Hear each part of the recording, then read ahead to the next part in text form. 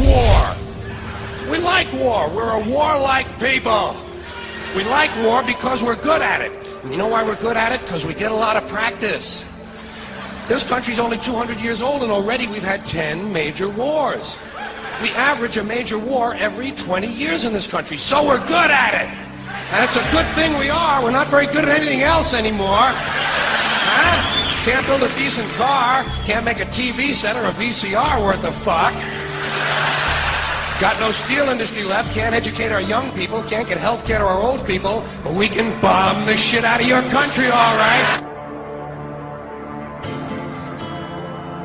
Especially if your country is full of brown people.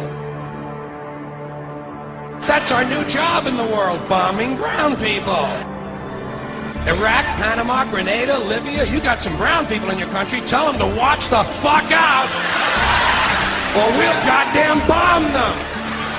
Well, when's the last white people you can remember that we bombed? Can you remember the last white? Can you remember any white people we've ever bombed? The Germans, those are the only ones, and that's only because they were trying to cut in on our action.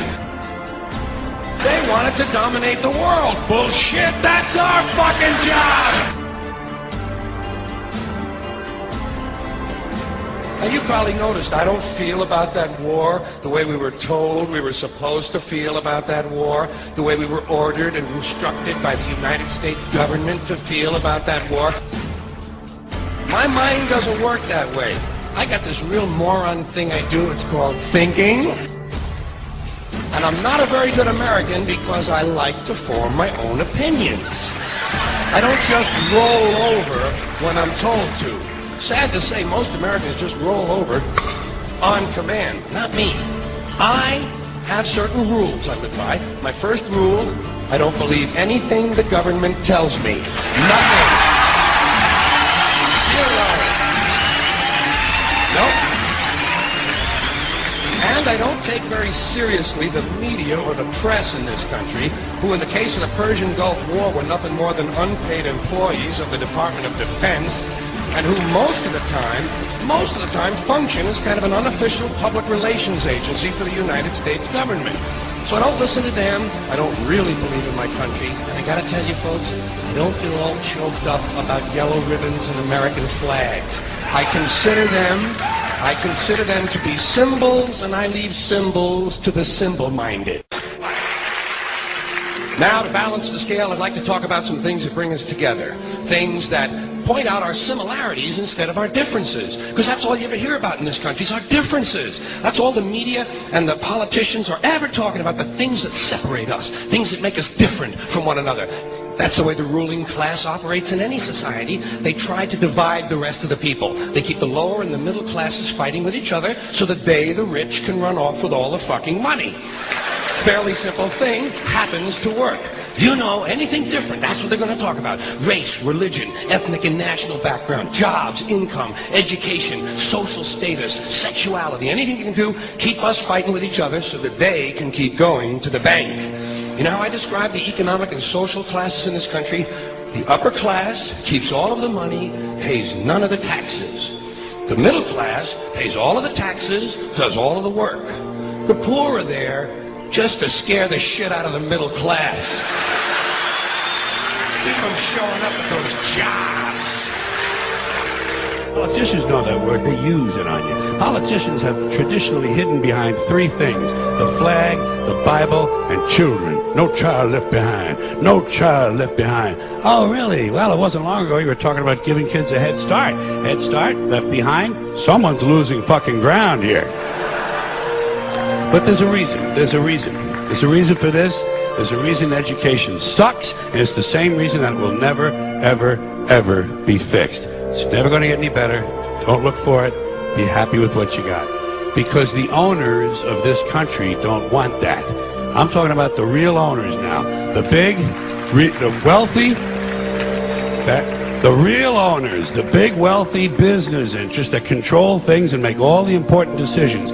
Forget the politicians. They're irrelevant. The politicians are put there to give you the idea that you have freedom of choice. You don't. You have no choice. You have owners. They own you. They own everything. They own all the important land. They own and control the corporations. They've long since bought and paid for the Senate, the Congress, the state houses, the city halls. They got the judges in their back pockets, and they own all the big all the big media companies. So they control just about all of the news and information you get to hear. They got you by the balls. They spend billions of dollars every year lobbying to get what they want. Well, we know what they want. They want more for themselves and less for everybody else. But I'll tell you what they don't want. They don't want a population of citizens capable of critical thinking. They don't want well-informed, well-educated people capable of critical thinking. They're not interested in that. That doesn't help them. That's against their interest. That's right. You know something? They don't want people who are smart enough to sit around the kitchen table and figure out how badly they're getting fucked by a system that threw them overboard 30 fucking years ago. They don't want that. You know what they want? They want obedient workers. Obedient workers. People who are just smart enough to run the machines and do the paperwork, and just dumb enough to passively accept all these increasingly shittier jobs with the lower pay, the longer hours, the reduced benefits, the end of overtime, and the vanishing pension that disappears the minute you go to collect it. And now they're coming for your Social Security money. They want your fucking retirement money. They want it back so they can give it to their criminal friends on Wall Street. And you know something? They'll get it. They'll get it all from you sooner or later, because they own this fucking place. It's a big club, and you ain't in it. You and I are not in the big club. The greatest form of control is where you think you're free when you're being fundamentally manipulated and dictated to. One form of dictatorship is being in a prison cell and you can see the bars and touch it. The other one is sitting in a prison cell but you can't see the bar, you think you're free. What the human race is suffering from is mass hypnosis. We are being hypnotized by people like this. Newsreaders, politicians, teachers, lecturers. We are in a country and in a world that is being run by unbelievably sick people. The chasm between what we're told is going on and what is really going on is absolutely enormous. The greatest hypnotist on planet Earth is a oblong box in the corner of the room. It is constantly telling us what to believe is real. Historically, the control and manipulation of political opinion has been the Freemasons' main weapon in gaining control of countries and states. Once in control of the rulers and politicians of a country, laws and political structures could be changed in accordance with their agenda. However, since restricting the body does not necessarily mean restricting the mind, the Freemason recognizes that their plan for a global government hinges completely on subduing the masses to their agenda, and thus eliminating opposition to their cause.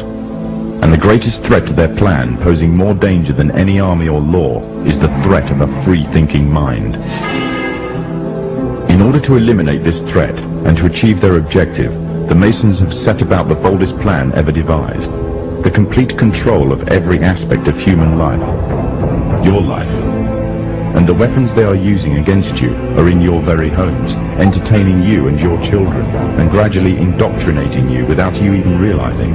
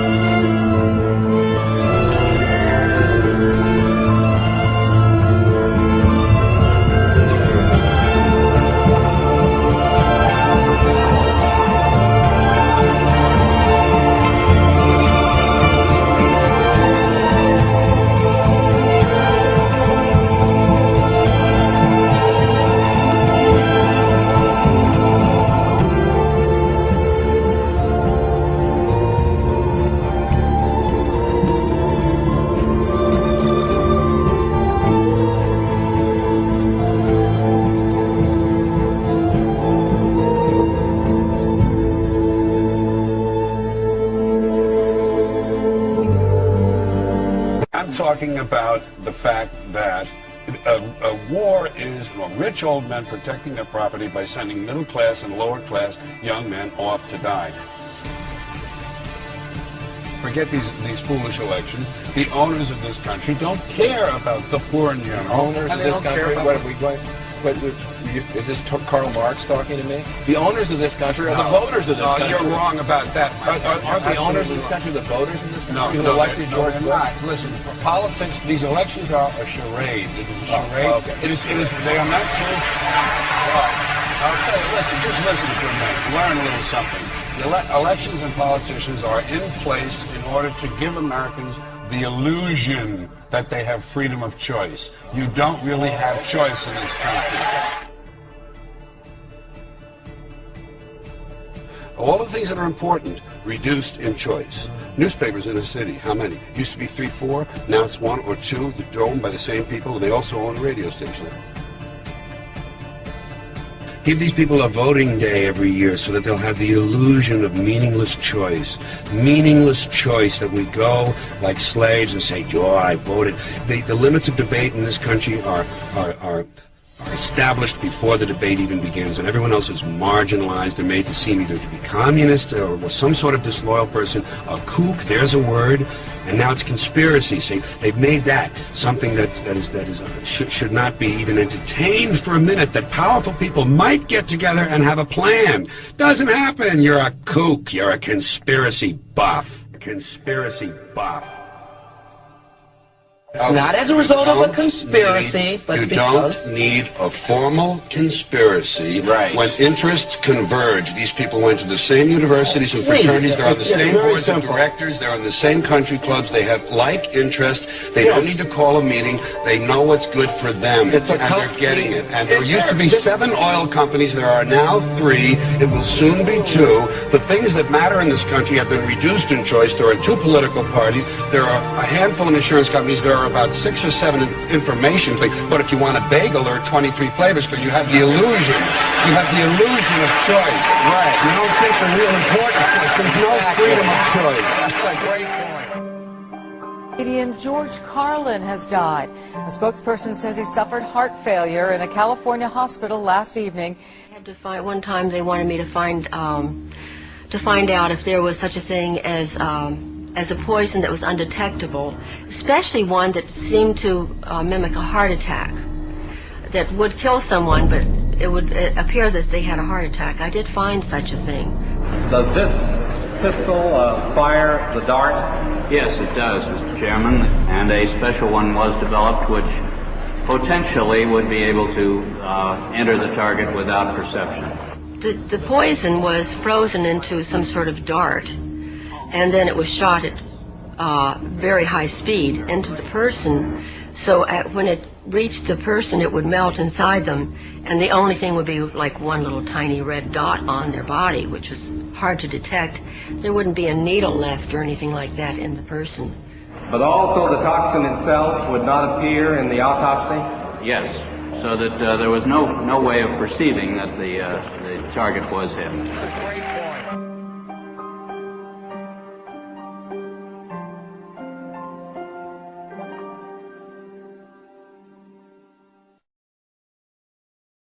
Everywhere you look, corruption. We continue to fight pointless wars over lies, and we are killing innocents and letting our children die in wars just to ensure the Federal Reserve can continue their petrodollar scandal. We are sitting idly by while these crooks continue to loan fake money out to us at interest, stealing our homes, and enslaving our children. Let me make this extremely clear to all of you listening. Many corporations, especially the Federal Reserve, used the government to steal $17 trillion from your children. Your children did not have that money. They are now debt slaves. These people have stolen money from your children that are not even born yet, and sold their freedoms. They have enslaved you and many around the world. Wake up, world. And they did all of this by counterfeiting money and loaning it out at an interest. They have stolen hundreds of trillions from people around the world. Have you heard about Microsoft's Xbox manufacturers in China? They had to install suicide nets outside their buildings to ensure their employees don't jump out of the window to commit suicide. These are the conditions your children in the U.S. will be working under when the debt is soon owed, and it will be owed. It is not a matter of if it will be owed, but it is just a matter of when. And it will happen as soon as the United States economy collapses, which will happen very, very soon. And if you think because you do not live in the United States this does not affect you, you are wrong. And you are next. The only way we can stop this is if we all unite together and fight it. People of the U.S. are waking up to the Federal Reserve scandal, and the powers that be are currently afraid of retaliation. And that is precisely why they trying everything they can to disarm us.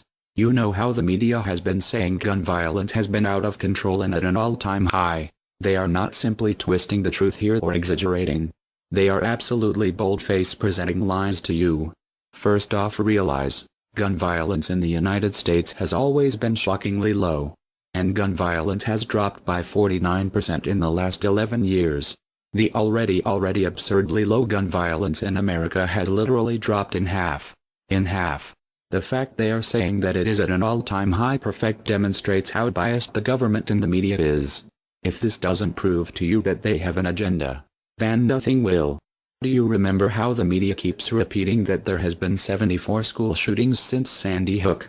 Those 74 shootings were not even mass shootings like they claim. Most were suicides and none of them even took place at a school. Not a single one. They are presenting lies to you, America. When will you wake up? At some point you have to ask yourself, why would the government fake 74 mass school shootings involving children? If they get our guns, we will lose the fight against them. And they will take away absolutely all of your freedoms and you and your children will be forever slaves. And don't forget they purposefully put you and your children into that debt. And because the Federal Reserve is present in all countries, the other countries of the world are next soon after. This plan is called the New World Order. It is the same New World Order the Vice President of the United States called for on national TV a month ago. He said we need to strive for and complete the New World Order. This is also the same New World Order President George Bush and President Kennedy said is our country's lifetime goal. And the same New World Order George Bush said on national TV said will happen no matter what we do, and we cannot prevent it. This has all been a long-time plan. The Federal Reserve and their partners want complete control of humanity. We cannot let this happen. They want to rule over us, like kings and queens. And humanity will be forever lost to enslavement by a bunch of tyrants who have publicly admitted they want to kill off the majority of the population so the masses are easier to control. They are going to wipe your bloodline completely off of the earth. He'll tell you the order of things to happen. The enslavement will follow immediately after guns are taken away and you cannot fight back. If they cannot get the guns before the economic collapse, then they will wait until the economy collapses. When the economy collapses, people will be starving, there will be looters and shootings. The government will insist on taking guns away to help, and as soon as the guns are taken away then we will fall into a complete dictatorship. Do not fall for it. Remember, they are the ones who caused the economic collapse to begin with. This is the same tactic used on Germans and it worked. So expect it. As soon as the economy collapsed and the masses were starving, the German government asked the people to give up their rights and they listened. And then eventually the government was throwing the naked masses into giant burning hot ovens for mass execution. Do not give up your rights. Do not give up your guns. Fight back as they were the ones who caused the problem. Just so you know, the people who are behind this Federal Reserve scam and New World Order are the same ones who funded Hitler's campaign. Make no mistake, these people are as brutal as Hitler himself, even more brutal. In fact, now we are going to show you some. Assuming America grows some balls and we win, we will need an overall plan. We have come up with a perfect plan. This plan offers extraordinary possibilities. It will make for the most beautiful and free world you can ever imagine. If we are successful, we can leave a much better for our children. A beautiful world. Watch every minute of the rest of the video. Do not skip a single bit of it, as it is all important. If this one video gets out to and can change the world, this is your opportunity to make a difference. Please.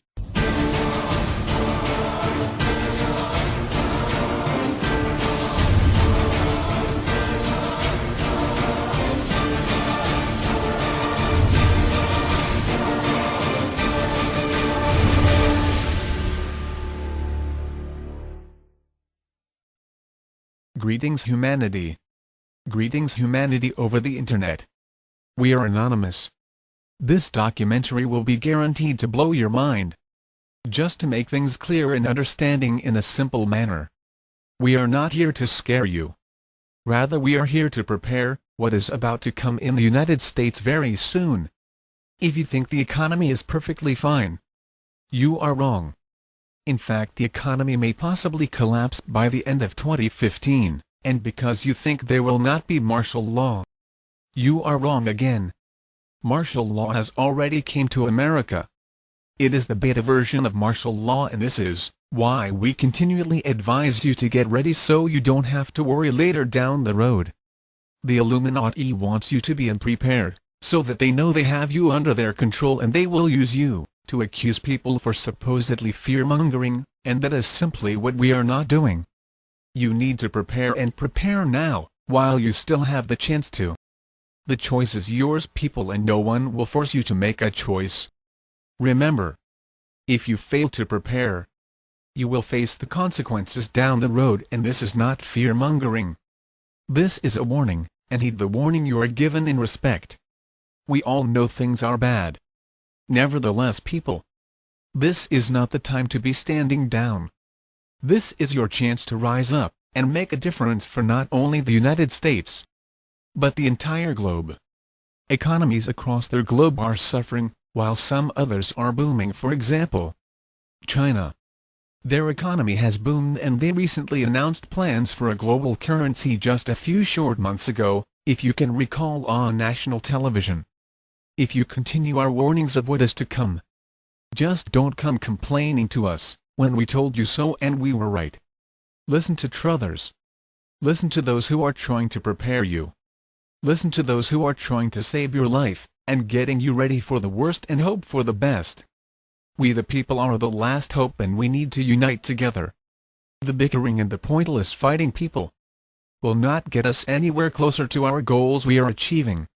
That does not mean have debates and compromising, which we will suggest, if we come to an agreement on things. And stop with the bickering and fighting over pointless things, if you truly want to make change. Now you don't have to agree with everything people say, and preferably you do not agree with every single thing, and always do your own research. There are many great sources out on the internet, and use them. It does not hurt to research things. Ask questions. Or being curious, as this is part of human nature. The continuation of dividing each other over pointless things shall come to an end. We can, however, forget it. Does not mean we won't forget it. The choice is up to you, people. You decide what side you choose. Choose wisely and don't choose the fatal pill. You need to think for yourself, and nobody is going to do the thinking for you, because all that falls onto you only and no one else. And remember, you can do anything you want, and you are anonymous by default. We are anonymous. We are legion. We do not forgive. We do not forget. Expect us.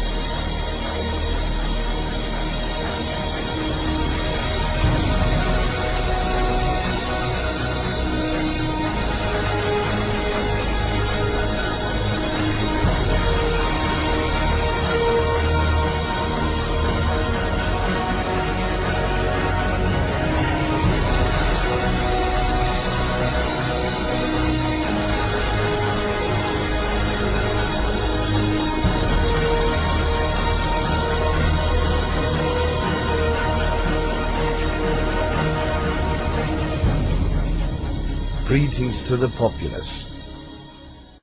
This is an emergency warning. Concentration camps. Official document confirming the camps. The same people responsible for the WTC disaster are the same people responsible for these camps.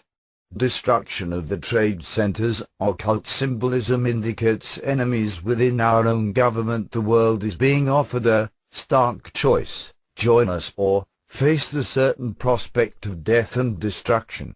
The Jetland organization, copying Hitler's New Order, established a concentration camp system in San Luis Obispo County. It was called the California Specialized Training Institute. It developed plans called the King Alfred Plan, Operation Cable Splitter, Operation Garden Plot, and Rex 84, and was later renamed as the Federal Emergency Management Agency FEMA. You can get more information on these subjects from Militia of Montana. There are over 600 prison camps in the United States, all fully operational and ready to receive prisoners.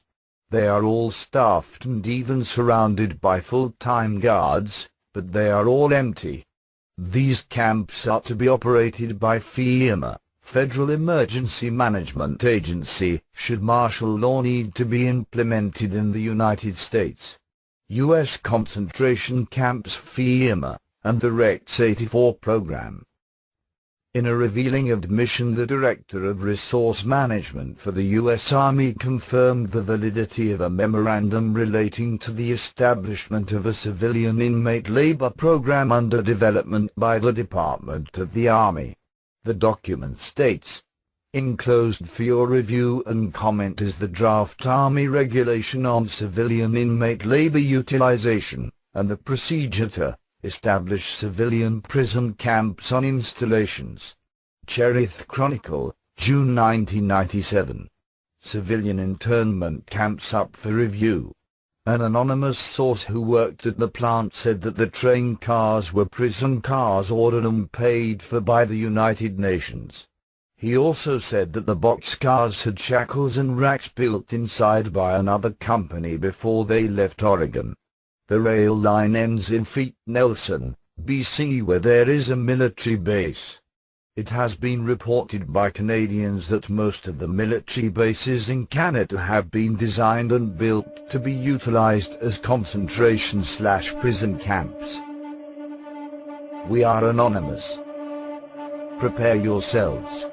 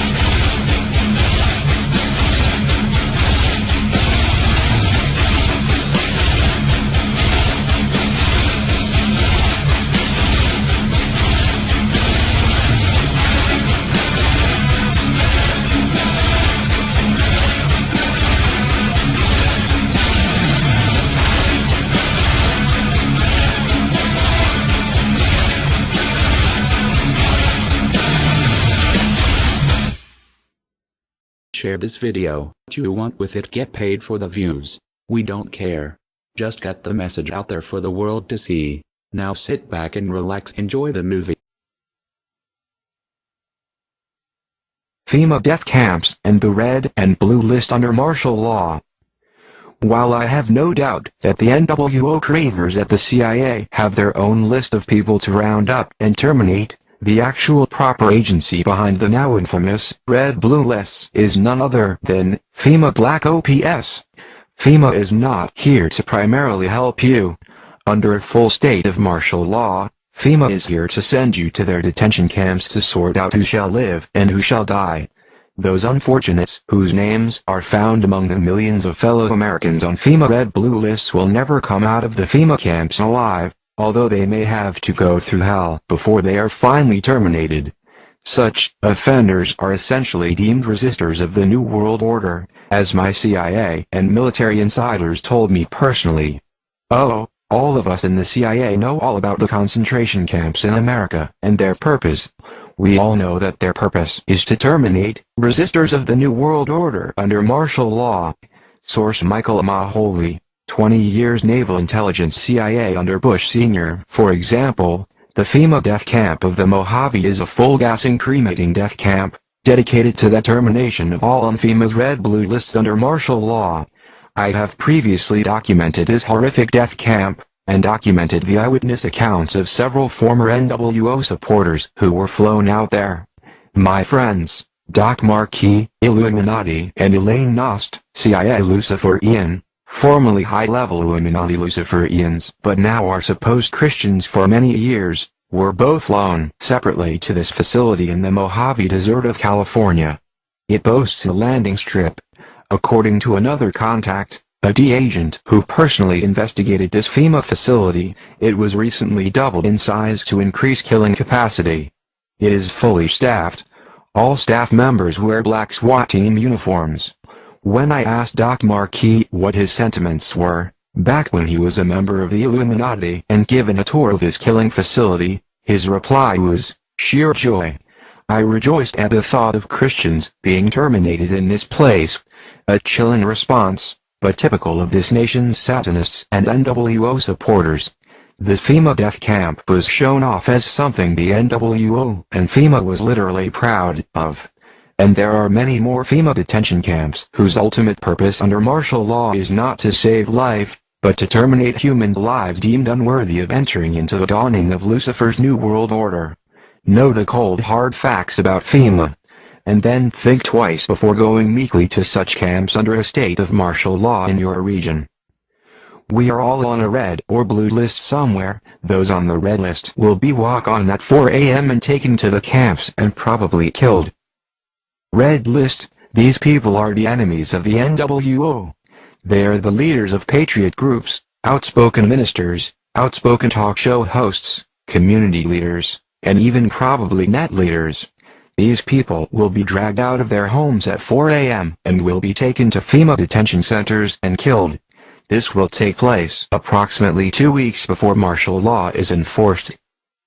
Blue list: these are also enemies of the NWO, but are followers of the red list folks.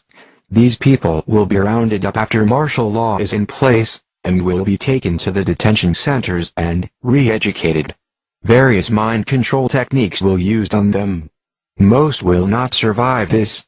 Mr. Springmeyer was not specific on exactly who was on the blue list, but I would guess that people such as you and I are on that list. Yellow list: these are citizens who know nothing about the NWO, which is the New World Order, and don't want to know. They are considered to be no threat at all and will be instructed as to how to behave and will most likely do whatever they are told. Unfortunately, there are too many of these to be effectively controlled, so many will be killed or starved. By the way, once you're in the FEMA camp, they will start chipping the people with the satanic RFID chip 666.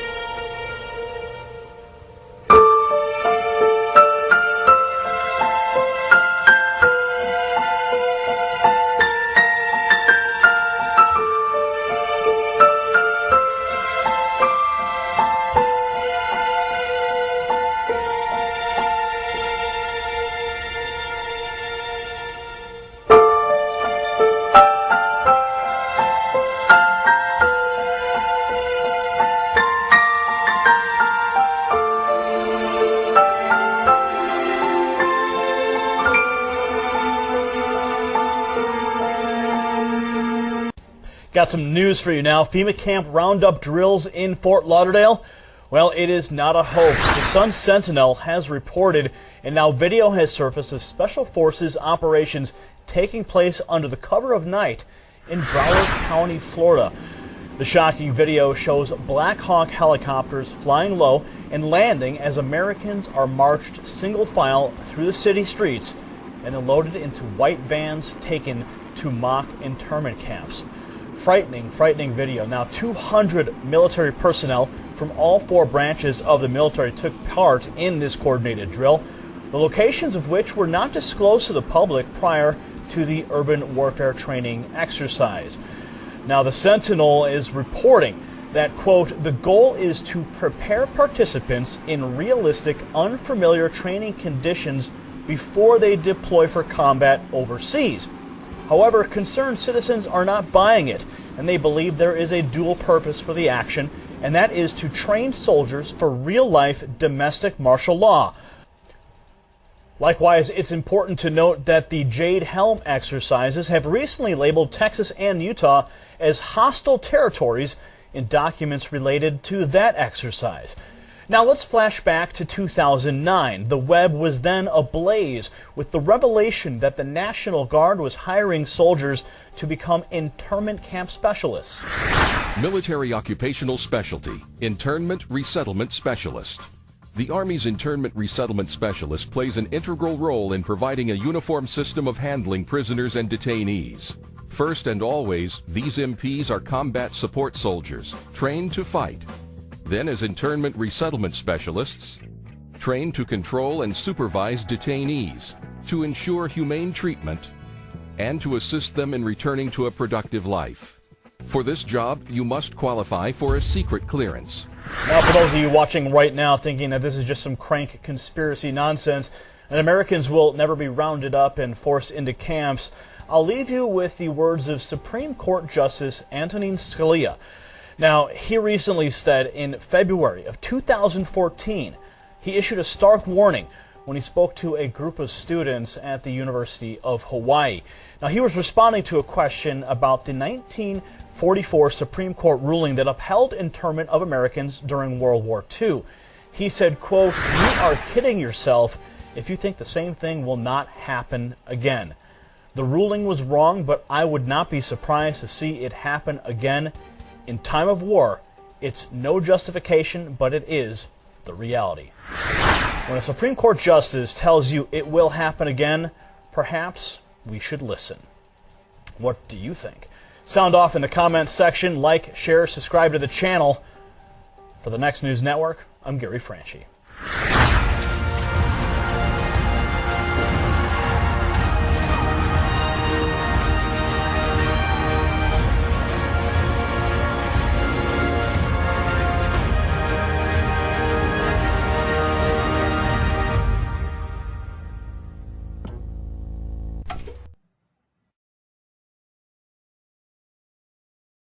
From UFOs to ghost and psychic powers, history is riddled with unexplained events. You can turn back now and learn the stuff they don't want you to know.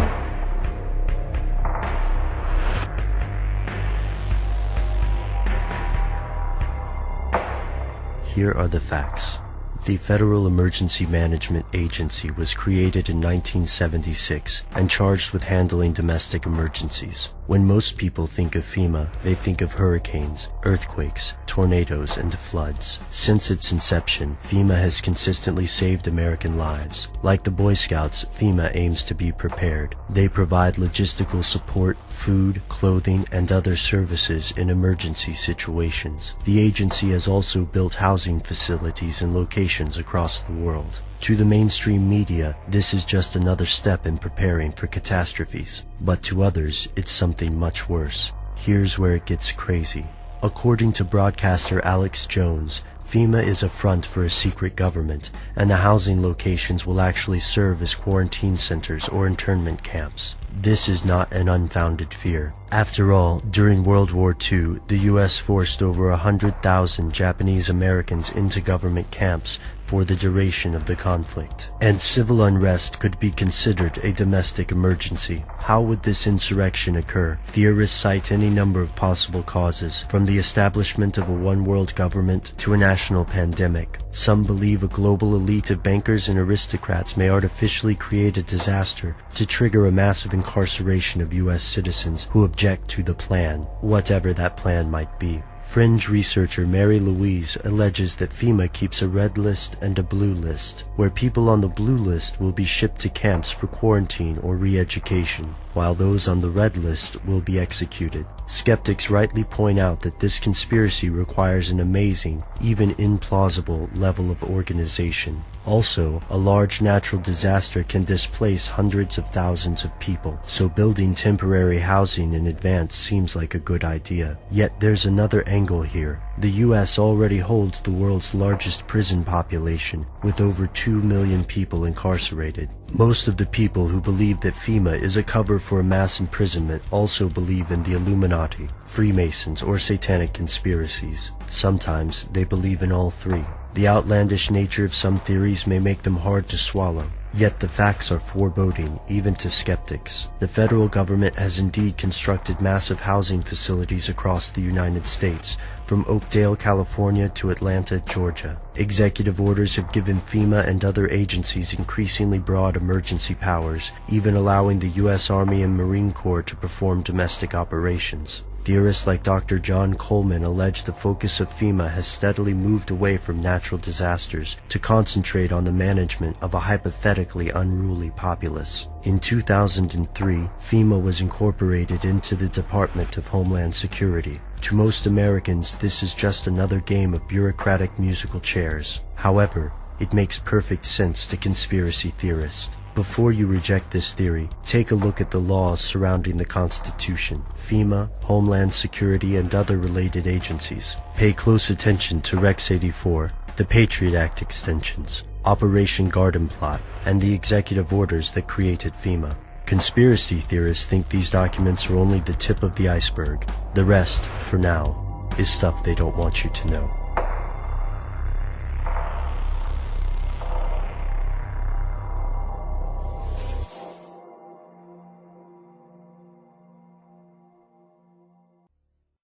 Greetings, citizens of the world. Department of Homeland Security teaching kids to go to FEMA camps in a time of crisis. Public schools in cooperation with the Department of Homeland Security are now teaching kids safety measures and advising that they seek relief in FEMA camps in a time of crisis. But are these post-disaster relief camps or military internment camps? May 23, 2013, FEMA, the Red Cross, and the Department of Homeland Security are now using taxpayer money to educate children in public schools about getting ready for disaster. But why would government agencies hold interest in this?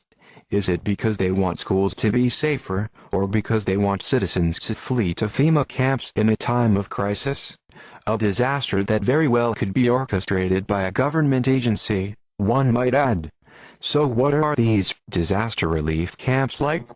A quick Google search for FEMA camps would turn up thousands of results. Yet contrary to what one may think, leaving these camps may not be voluntary. In fact, a leaked document signed by Joyce E. Morrow, administrative assistant to the Secretary of the Army, suggests that disaster relief camps may actually be military internment camps. The document is titled, Internment and Resettlement Operations, and it describes these camps in great detail, stating that, civil support is the Department of Defense support to civil authorities for domestic emergencies. Civil support includes operations that address the consequences of natural or man-made disasters, accidents, terrorist attacks, and incidents in the U.S. To sum it up, this leaked document confirms plans by the Department of Defense to operate internment prison camps for citizens during a crisis. But why would they need a crisis to imprison large amounts of people, and why would they imprison large amounts of people in the first place? But the real question is, do these prison camps tie in with FEMA? And if so, is FEMA preparing children in public schools to accept going to an internment camp if there is a disaster? perhaps the military internment camps to be used for disasters, and the FEMA camps to be used in times of crisis. Related, but given the recent NDAA, allowing for the legal indefinite detainment of American citizens, and the political weather, it seems this isn't such a far-out possibility. It isn't a nice issue to think about, but spreading the word about the possibility of an American Holocaust would be arguably the most effective way to stop such an event. We do not forgive. We do not forget. Expect us. YouTubers, Pastor Bob NCC. Hey, I saw a couple of reports today, and I wanted to give you a heads up on what's going on. This just blows my mind. But listen, newspapers in Venezuela, Chile, Costa Rica, and I think Bolivia, those 4 countries actually have newspaper ads that started airing about a month ago, and it says that you can send your children to America. It says the borders are open, America is accepting all children, anybody under the age of 18, and even with mothers and fathers in a lot of cases. But these trains are coming up from those 4 countries, and all the other countries, all the way up through Central America, and Mexico especially, is allowing these trains to come through their country, and the only rule is you can't get off the train. In other words, once you enter southern Mexico, you have to come all the way through the country until you get to the United States. So at last count, this was broke by Christopher Green on alternative media television out of Phoenix, and then evangelist Anita Fuentes, she picked up the story also.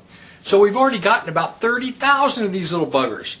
So they're bringing them up on trains to the border states, and then they're being put on buses and bused to all the FEMA camps. And that's why, you know, these FEMA camps, we've been reporting on them for almost a year. They've all got playgrounds, and I mean, they're made for families. But it's a trip they're filling up.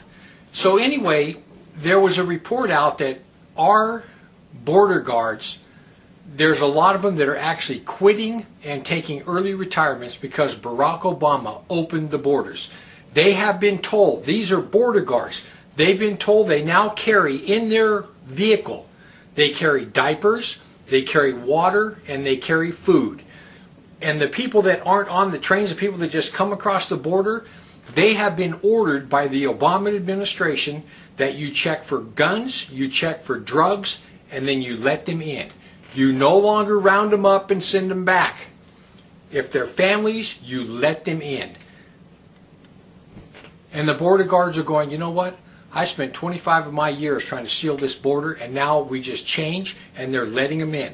The reason they did this is because of the NAFTA treaty that was signed long ago that made Canada, all of North America, all of South America, one union. And now Barack Obama has completely opened the border. So that all broke about 3 days ago, and they showed the headlines. I saw them with my own eyes, the headlines right there where, okay, America, come to America. You will not be arrested. They will give you free food, free housing, free medical, free education. That's what it says. If you got more kids than you can handle, send the ones you don't need to America. Free food, free medical, free housing, everything. Send them up there. You know what? This is the change that Obama talked about when he ran for election. When Obama ran for election, he vowed to change America, and man, did he ever. And you know what? All the people that voted for Obama, they're as happy as can be. They're as happy as can be because they got exactly what they wanted, a socialist America.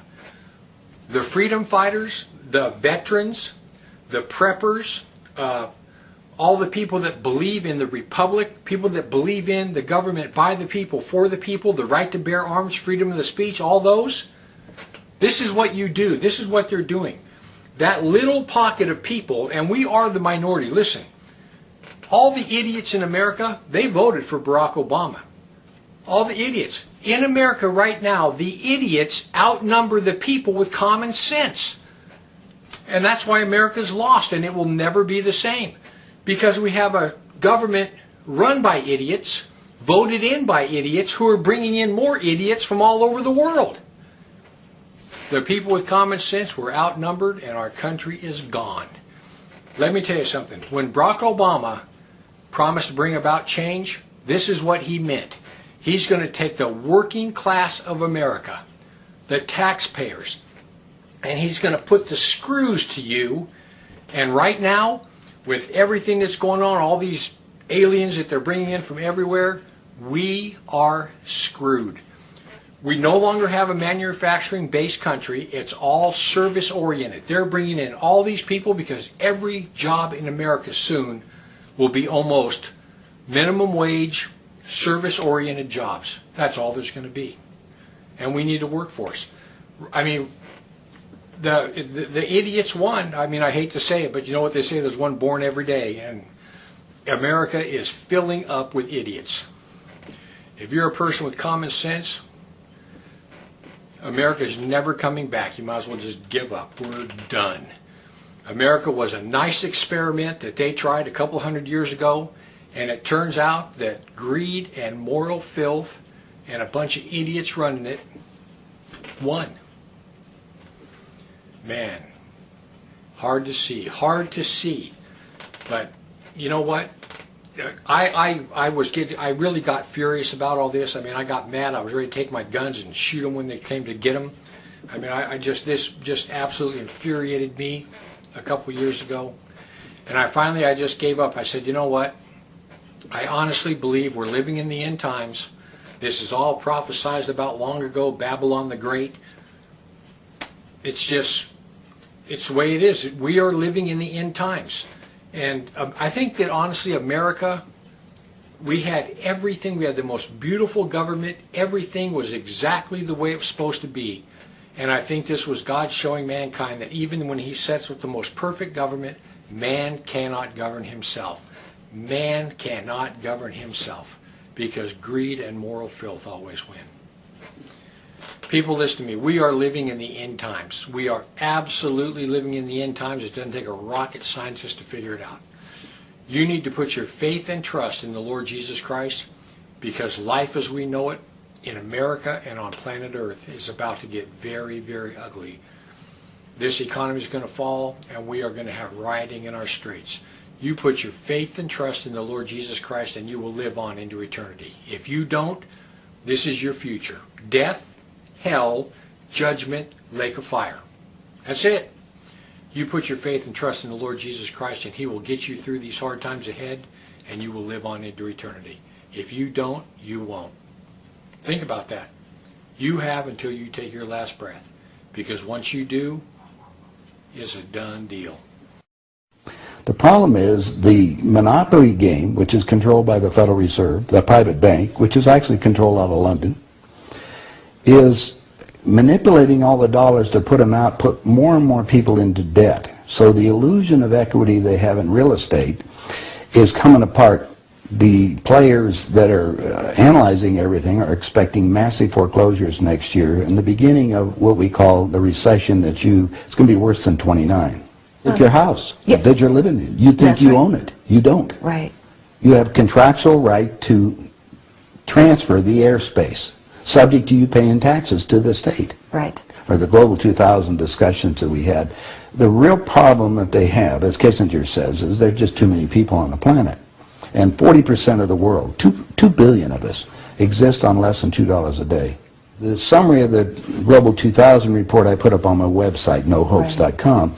But if you look at it, it makes sense to get rid of people. So what they said, they're going to make godlike decisions on who lives and who dies.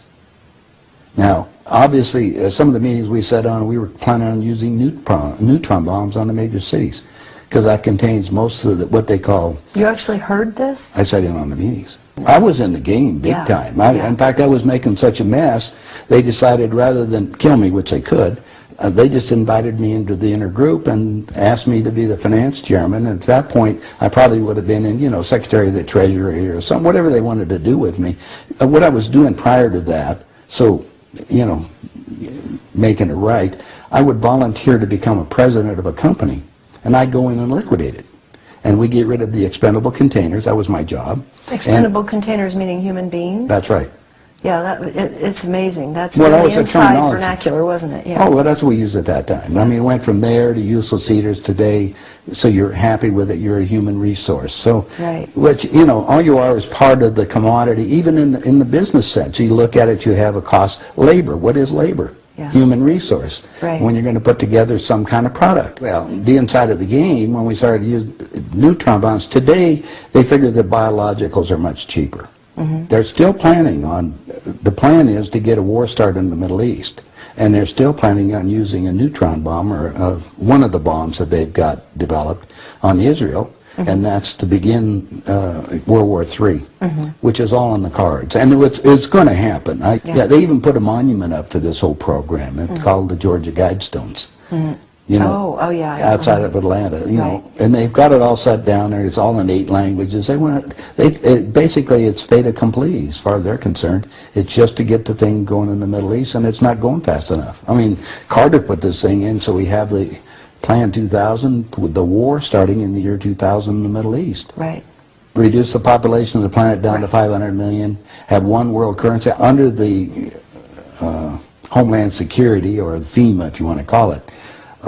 They're going to declare an emergency, which are going to shut down everything. You know, my friends, my CIA associates, I don't even call them friends anymore. CIA is crooks in action. Yeah. They're all professional liars. Yeah. I mean, they got to be if they have that job. Yeah. So that you have to look at what they're doing. Anyway, they're so concerned they're leaving the country too. Most of them are going to Latin America. Meanwhile, they're closing in every day right now, just closing in to make it so we're going to be set up in these enemy prisoner war camps. I published a book. It's called Chaos in America. In it, I was asked to build an enemy prisoner war camp. I put the contract in this book. So you can read it for yourself. This is in downtown Las Vegas, right on the railroad tracks. It says enemy prisoner war camp. They're all on top. And they're building them all the way across the United States right now. Bush signed an executive order taking the old forts and the army places that we shut down to get those organized to hold the so-called dissidents. Now, what's the definition of a dissident? And the problem is that we're going to enslave ourselves, because most of the people want to keep having food coming in, and you're going to follow the line. You're just walking yourself into your own prison camp. Then we're going to come down to the extermination, just like World War II. Right. Well, Phil and I have lectured together. I know Phil Snyder. He's dead now. Yeah, I know he's dead. And so what about what he was saying about the number of bases at that time? I think it was 129 bases before he died. Underground had already been built. Is that all for the elite? Yeah. Really? What are they going to do with the rest of the people? They just get rid of them, leave them above ground and be radiated. Now, my son happens to be a nuclear physicist. Spent the last 3.5 years in a secret city in Russia. They're about 12 years ahead of us. They have 22,000 nuclear warheads. And, of course, we're the target. The Soviets have 3 nuclear submarines on the west coast and 3 on the east coast. They're about 2 football fields in length, 5 stories tall, and they all are nuclear power and aimed at our major cities. West Coast gone. Well, because the plan is the northern hemisphere is where they're going to release the nuclear bombs, and the theory was that the winds from the North Pole that are coming down, because that's increasing drastically, will go to the equator, and there will be very little spillover because of the reverse of the winds, because of the southern hemisphere. Okay. So therefore, the nuclear radiation here will be a lot more than the southern hemisphere. And this is a fait accompli, you believe? Oh, they think so. Oh, yeah, they think they've won. That's the reason why they don't bother about me talking about it. They don't care whether you know or not. What are you going to do about it? And you have no idea what China is until you go over there for yourself. With 1,300,000,000. You understand? Almost, well, a little over 4 times our population. Right. It's, you know, I spent some time over there and I had some government friends. They think what they're going to do is let the West go have its fight. And then they want to clean up. They say it's been 5,000 years. We want to run the world when we get through. And what they're doing? Acquiring all the assets. They figure that Canada and the United States, the property there will, the food growing areas will be enough to take care of their people. And that's what they're looking at. Why are they? I mean, they bought so oil. the U.S. will become a resource. Yeah. Whatever's left of it. Whatever's left of it. Yeah. You seem to be in a unique position to be able to put a fair amount of this together, which is which is quite interesting. Well, I walk my talk. I played the game. You played the game. You know one level of it. And I know. I used, like I say, I used to play around with the world leaders, so I know what they're planning on doing. What change of heart? What happened in you that made you decide to share this information that happens at the inside levels? Well, it come back to a moral situation that happened to me, I think. When I flew to Aspen. I brought my 2 daughters up there so they could go skiing. And when I was invited to this meeting. When I walked into the room, the world leaders were there. And that's when they asked me to be the finance chairman. As they said, we'd like you to be the finance chairman for the next president of the United States. And the first thing I asked is, why me? And they said, well, we owe you a favor. Remember I told you I volunteered to be president of companies as I went down? And then you liquidate, yeah. I didn't charge them anything for it. It was just a game. I see. And anyway, that's what they said. So I thought you'd be good on the team, yeah. I'd be good. I'd be a team player. I just did it because it was, another one of these things. So next thing I asked them, I said, well, wait a minute. I just started this $100 million project. And they said, don't worry about it. We'll put it on ice. And I said, okay, who with? And I said, well, you can do that. Then I said the next thing was, who is going to be the next president? Now, this is 2 years before he became president. Right. They said Jimmy Carter. And I said, Jimmy who? They said, well, he's the Democratic governor of Georgia. And I said, I've been voting Republican. And Paul Volcker said, son, don't worry about it. We control them both. Yeah. And I said, well, I got the next question is, what does a finance chairman do? Yeah. I haven't been doing that. I've been playing all this other stuff. They said, will you sit down with Ted? And so I sat over with Ted Kennedy. He's sitting right next to me. And Ted and I are, he's just joking. He says, George, you're going to love this job. You're really good with money. We're going to send you out to all the state Democratic functions to raise money for the National Democratic Party. And he said, you're going to meet some real foxy ladies. And just then, my daughter walked in. Ted looked at her and he says, wow, I want to go to bed with that. I says, no, you don't, Ted. That's my daughter, and she's 14. And his response to me was, I don't care. I was livid. I really didn't know what to do. So it was that moment, well, that wait a minute. personal insult. That was part of it. Yeah. I got up and I walked across the room. Yeah. I then talked to Pierre Trudeau and his wife, who was the Prime Minister of Canada at that time. And I'm sitting in front of them was a little half cigar box full of white powder. And then I'm looking around the rest of the room. I said, my God, something hit me at that point. If the world leaders have to resort to this, I don't think I want to be part of this thing. I mean, even to the even to the pollution and getting everything else they're talking about, getting rid of all the other people. I mean, I was raised in a packing house and slaughtering animals, and you get to the point where people are just animals at that level. And then I found out a little bit more about the details of the Plan 2000, of the annihilation of the entire planet. I said, I got to stop these people. There's something there. I mean, it's just, they got to be stopped.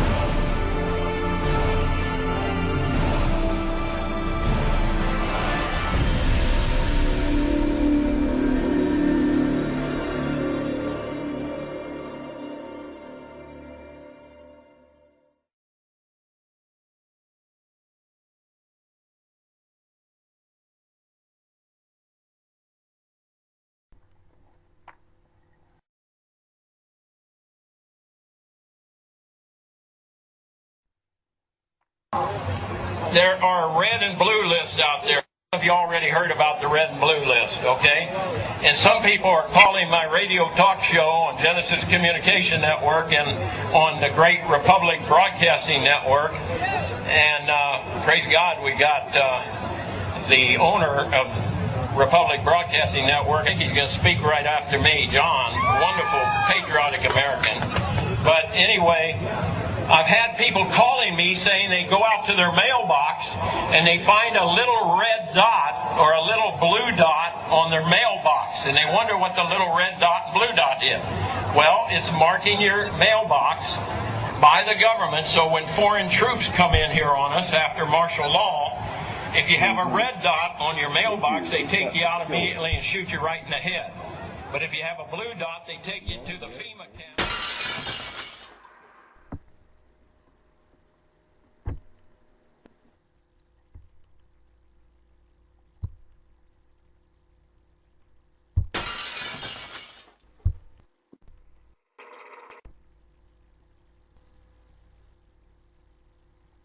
Think of it. If you could put any, let's say, 5 or 6 of these guys at the top of your list, who would it be? Huh? You ever thought, like, closely? Because I tell you, it'd be a tie. It would be a tie for first place, that's for sure.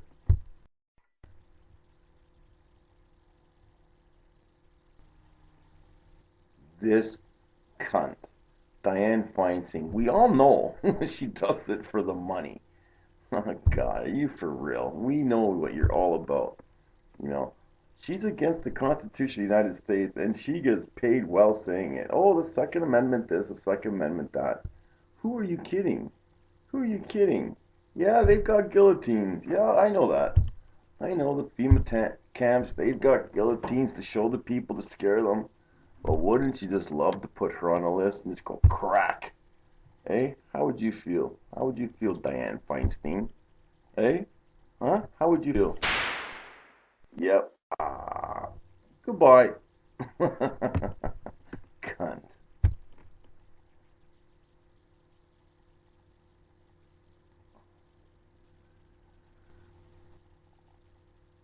Then this traitor.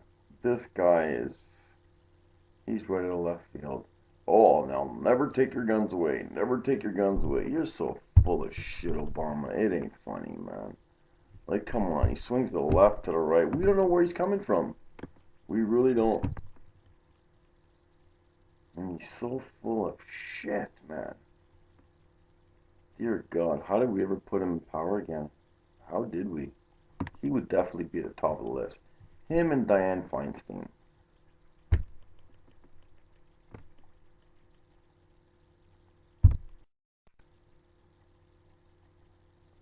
Man, this guy's scary.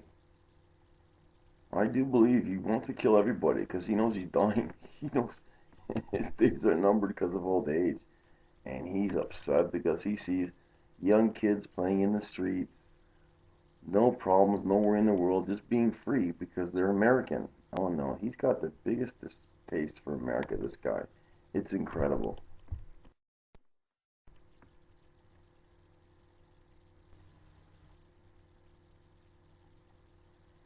$100,000,000% this guy'd be on the list. We're talking 3,000 people died. He made billions. Do you think he had the decency to donate money, even a fucking penny, to the victims? He smiles at us. He laughs. He's laughing in our faces right now. That's where I put this guy, man. Life. And I put him in a closet, 24-hour. The bastard that he is.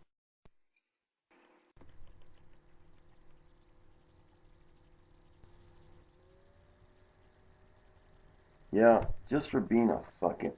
the Patriot Act.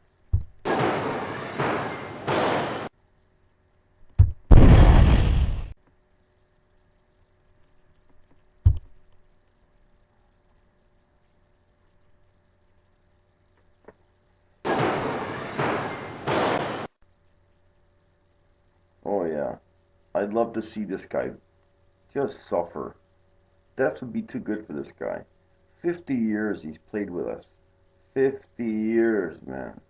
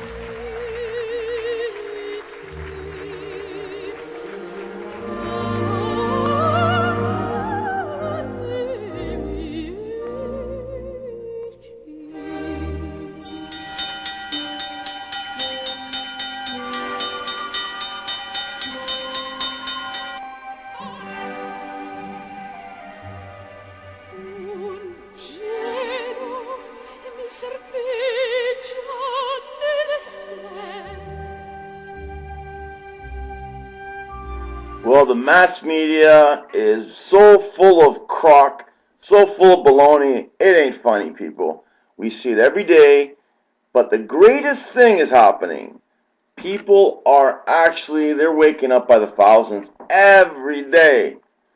If this continues, we are going to see an overthrow of government once, and we're going to finally put someone good in place. They can't act fast enough. They can't get these foreign troops over here quick enough to get the guns away from the Americans. You see, if guns are really bad, they're worried about killings. Most killings happen with pistols, not with assault rifles. They want the assault rifles because they're threatened. Once they take the assault rifles off the street, they can pretty much dictate whatever they like. 10% of your bank account will go to them. You won't be able to have any more gold. They'll come to your houses. They'll do home inspections. That'll be next. They'll come into your house and say, too many plugs into that wall. Fine. Oh, too much newspaper piled up in the corner there. Fire hazard. Fine. Too much food over 7 days. Fine. That is what the end goal is. Total control. Keep everybody congested in these municipalities where they can control everything. They'll have their predator drones surveilling, cameras everywhere on their asses. That is what they want. That they want to take currency, the actual currency, out of circulation. This way, everyone has a chip, and with that chip, you're screwed. Take, for example, you just got your check, right? In RFID, it's just a statement. The money's in your account. I gotta go get milk for the kids, diapers, and I got my phone bill to pay as well. I could hold off on that phone bill, right? I'll pay it next week because I gotta get milk this week. That's when you have tangible cash. That bill will get extracted from your check immediately. You need milk for your kids? Too bad, pay. You need gas for your car? Too bad, pay. Diapers? Too bad, pay. That's what the end goal is. That RFID chip is so clandestine, it's not funny. They'll get you to want it. They'll get you to say, wow, we really need that. Isn't that great? I don't lose change anymore. I don't need this and that. The reality of it is they'll be able to take from you anytime they want, having a chance to say anything. We need to come together now and realize, hey, you cronies, they're the same people we see over and over and over, no matter who is president. You'll see Hillary Clinton, she'll be there. Donald Rumsfeld, Dick Cheney, These guys will always be there. Henry Kissinger. Henry Kissinger's been there for 50 years. You understand what's going on here? Come on, people. The door's just revolving. That's all it is. That's all it is. It's a cycle. And we're fished right in. Whoever they throw in the front is just a mouthpiece. Bush, Clinton, Obama, these guys are just idiots. When are we going to say enough? Better late than never. That's what I say. If you could do it now, you go for it. You go for it, because I support you 100%. You know, over here in Canada, they get it in the ass. Believe me when I tell you. Canadians gave up their guns long ago. That's why we pay the most for telephone bills. We pay more for our own lumber that we actually grow here than America does.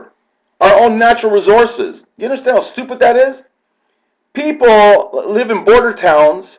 They will actually drive over to the United States just to buy a bottle of liquor that's made here in Canada, like Canadian whiskey. And if America gives up their guns, they'll get it worse. You guys will have toll bridges from state to state to state. You guys will have everything monetary. Anything you feel has got humanity in it, let's put it this way, it'll be subtracted. And in its place will be monetary. That's right, people, monetary. We are seeing now the biggest incarcerated country in the world. So many people in prison. So many of the most kooky, stupidest laws. Have you ever heard? 3 strikes, you're out. Where the heck does that happen?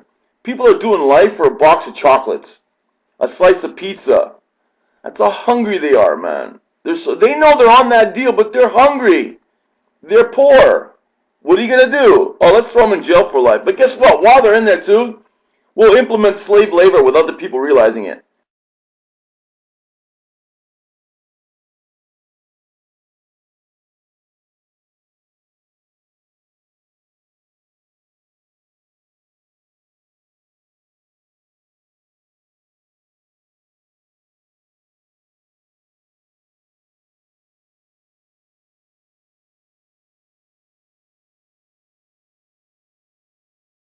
Because all military equipment and accessories are built in prisons. Appliances are all built in prisons. What do you think they do?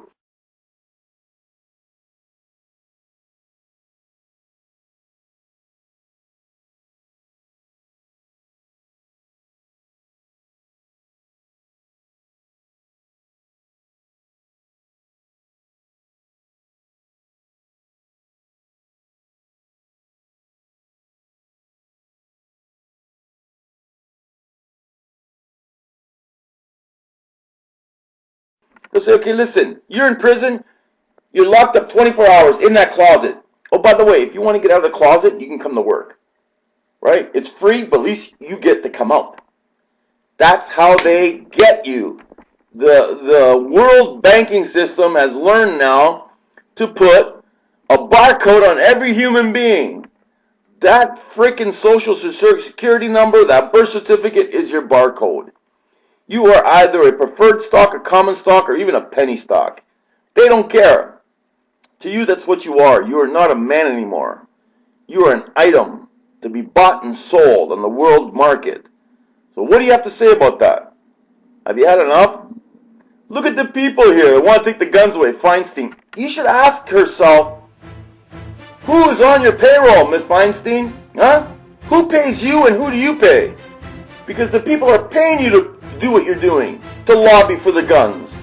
Hillary Clinton, you are such a traitor. You flip-flop back and forth. It ain't funny. The deal is this, Hillary. You want more money, more for you and none for anyone else. That's the reality of it. You're a goddamn Satanist. It's proven. Doesn't anybody even realize she's taking the star-spangled banner, beautiful thing with the stars. She reverses the stars, and then she comes out and speaks to a whole bunch of audience. They're going, wow, Hillary, you're a beautiful, nice person. She's a Satanist. I wanted to purposely put this out there because a lot of people don't believe me when I tell them. Look at all the people facing Hillary, not even realizing behind them lies our noble, our humble star-spangled banner. And the stars are upside down, representing Satan. It is a fact.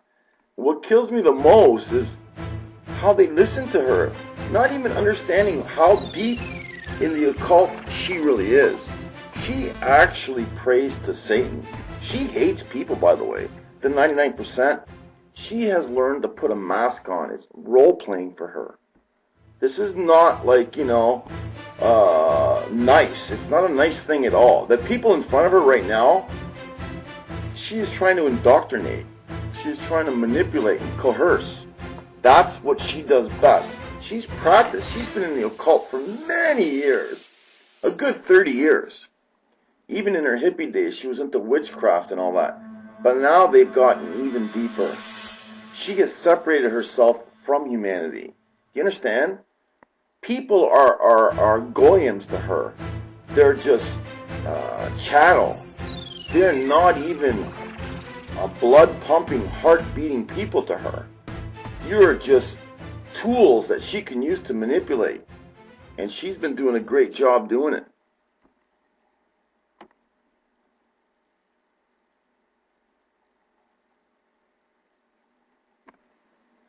So, still, for those non-believers, knowing like what the stars upside down really are, so I got online, I looked at the definition, and it's incredible. Satanism, this symbol is inverted upside down to represent the rebellion or subversion of man, and is known as the sigil of Baphomet. It's used to cast a spell, manipulate, deceive, and coerce. Just as I was saying. It also then has 2 points facing up instead of one. And this is representative of the goat demon, Baphomet Satan. For hundreds of years, occultists have identified the symbol in this way to let the populace know they are in partnership with Satan. And they are in no way holy, generous, loving, or caring. You see, on stage, they portray a loving and caring. That is not the real person. They even prove it to you that behind your back, they have the star-spannered banner and with the stars upside down to show, I've got you. You're under my spell and I will kill you. I will use you to get ahead, to prosper. I am allowed, through Satan allows me, to take any man I want, to utilize them as I wish in order to achieve my agenda. And that's what they've done. She's doing it all the time. Don't you see, no matter who's in office, Hillary is there. It's like a rotating circus.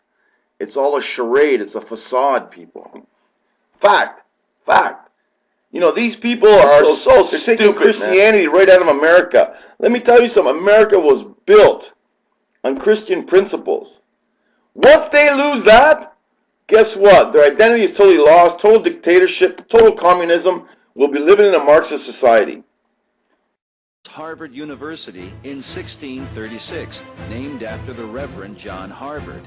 Its original motto was, Truth for Christ and the Church. Princeton's first president, the Reverend Jonathan Dickinson, said, Cursed be all learning that is contrary to the French. On my arrival in the United States, the religious aspect of the country was the first thing that struck my attention. In France, I had almost always seen the spirit of religion and the spirit of freedom pursuing courses diametrically opposed to each other.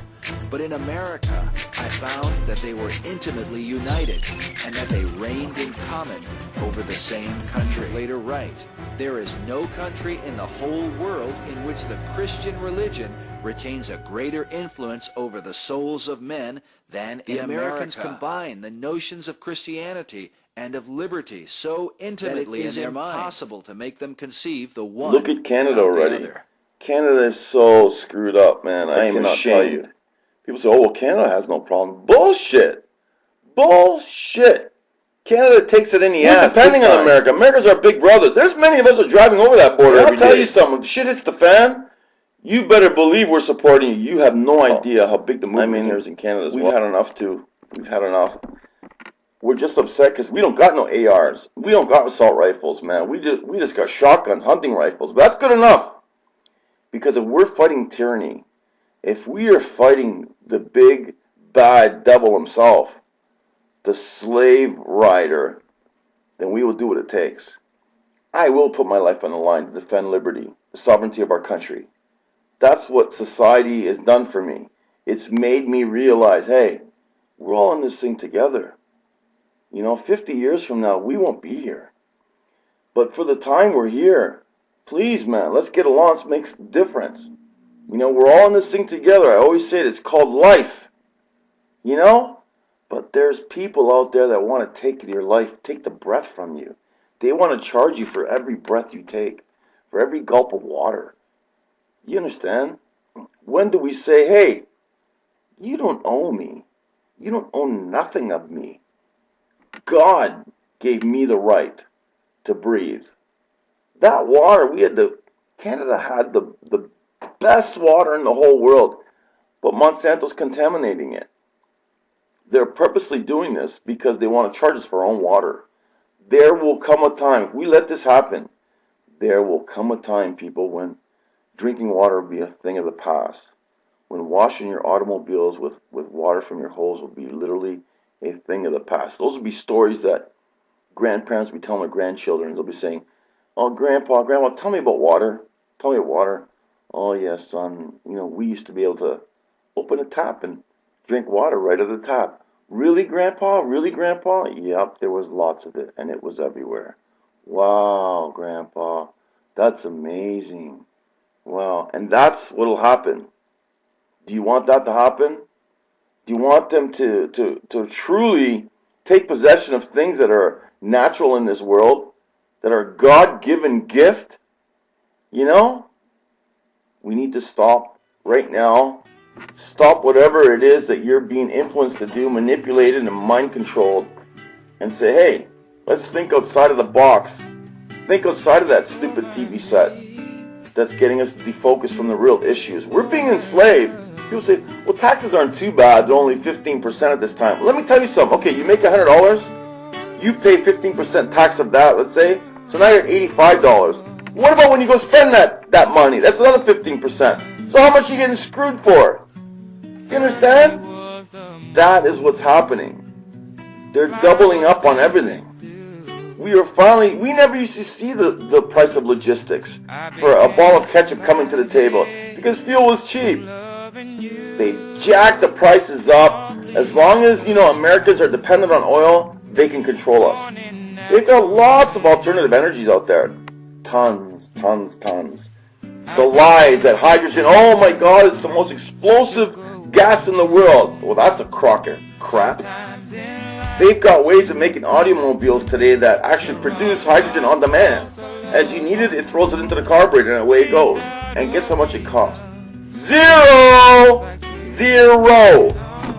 Insurance. We here in Canada, we pay so much for insurance. We take it in the poop chute big time. Big time. And I found out recently just how they came about this insurance business, this insurance scam. Many moons ago, there was a guy trying to sell insurance. So what he did, he says, okay, listen, you buy insurance, your house get a flood, a fire, vandalism, we'll be able to cover it.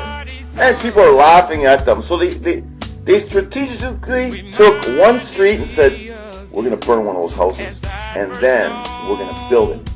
We're going to build it for those people. And we're going to let everybody see.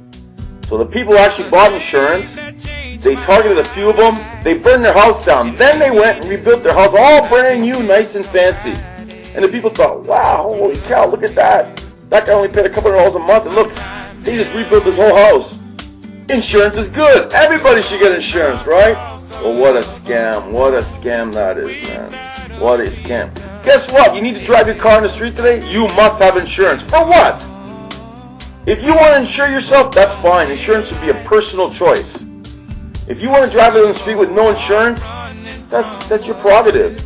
If you smash, you get hurt, that's your fault. If I smash into somebody else, he doesn't have insurance, that's too bad. He should know he should have insurance. Insurance should be for yourself, your only coverage.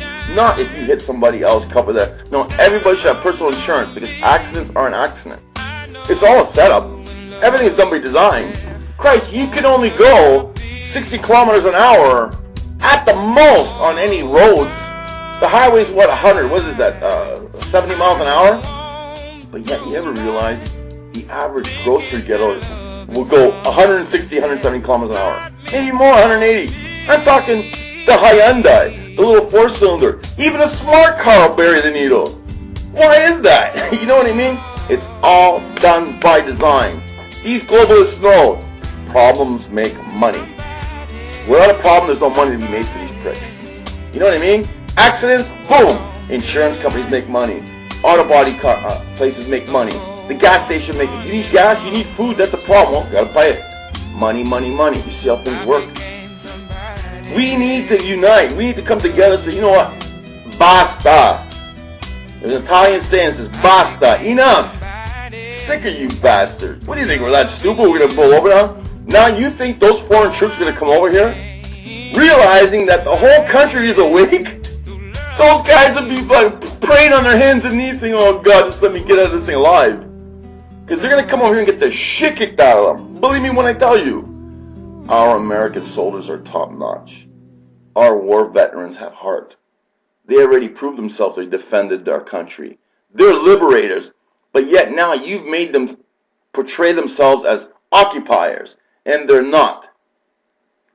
I'm just blowing off some real pissed off steam today, people, man. I'm Frank Serrano from Liberators of War.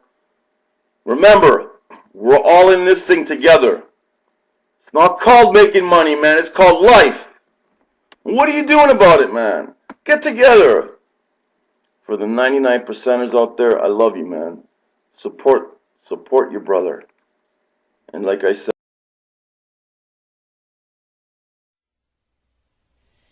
This is Rev. Michelle Hopkins.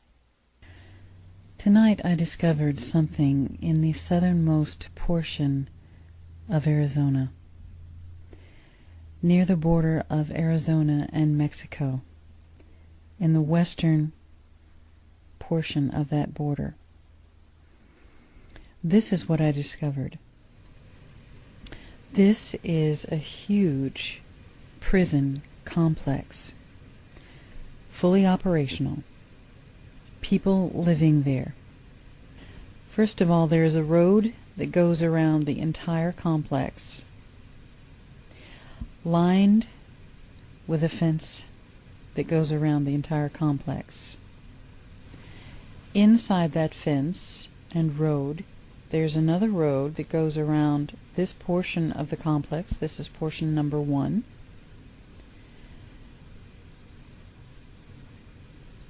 Inside that road is another fence line, and when you take a look at the fence line, you realize it is bent inward with barbed wire.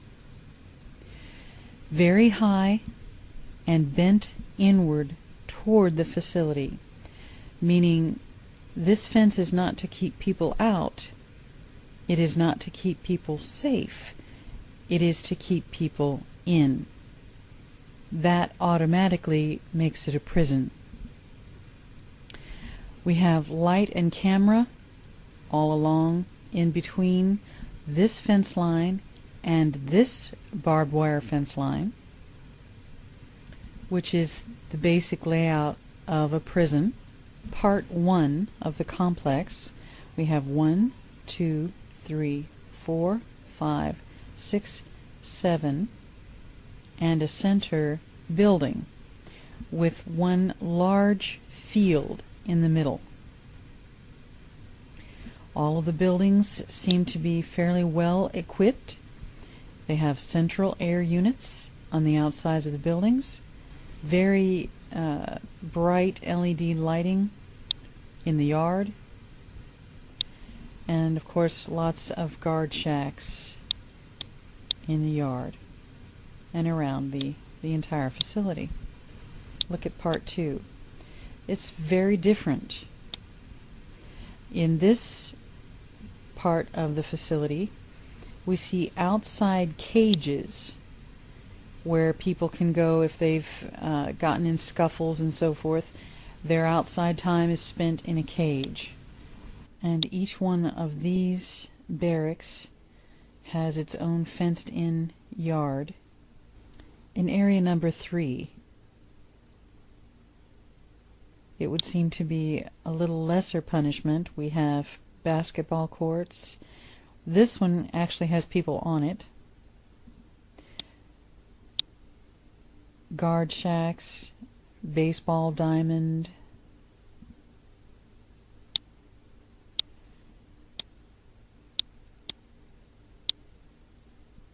Each building has its own fenced-in area, as well as the main yard. This is a massive prison facility. I would say this one is really high-tech. Very high-tech prison facility. I'll show you where the workers live. A little bit more luxurious, with swimming pools here and other recreational facilities and satellite TV. And all of these things didn't really bother me. I saw a lot of FEMA vehicles. That concerned me. Now this is one thing that concerned me. Not just buses for the inmates, but lots of FEMA vehicles. These appear to be FEMA vehicles, and we find them throughout the facility, driving around the area, FEMA vehicles.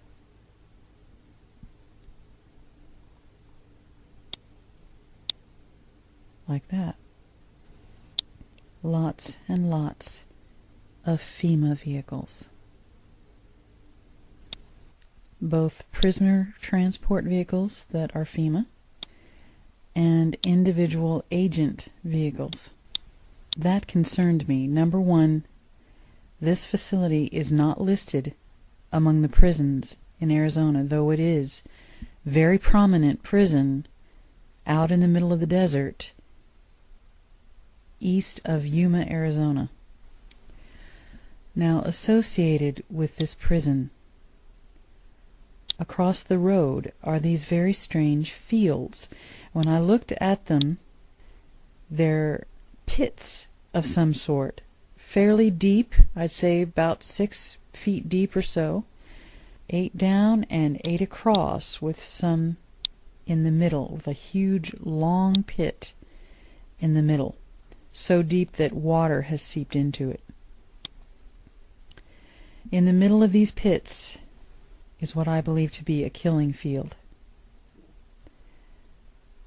This is what disturbed me more than anything else. One of these pits that has been dug down into has a fence around the entire pit.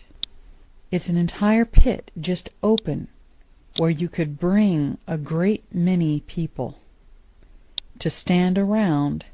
There's no place to sit. There's no place for recreation. There's no one digging there. The only thing in this pit, besides one lamp giving light to only this area of the pit, is this structure. Now realize this is smaller than one of those FEMA vehicles. That's how zoomed in we are. This is about the size of a FEMA bus.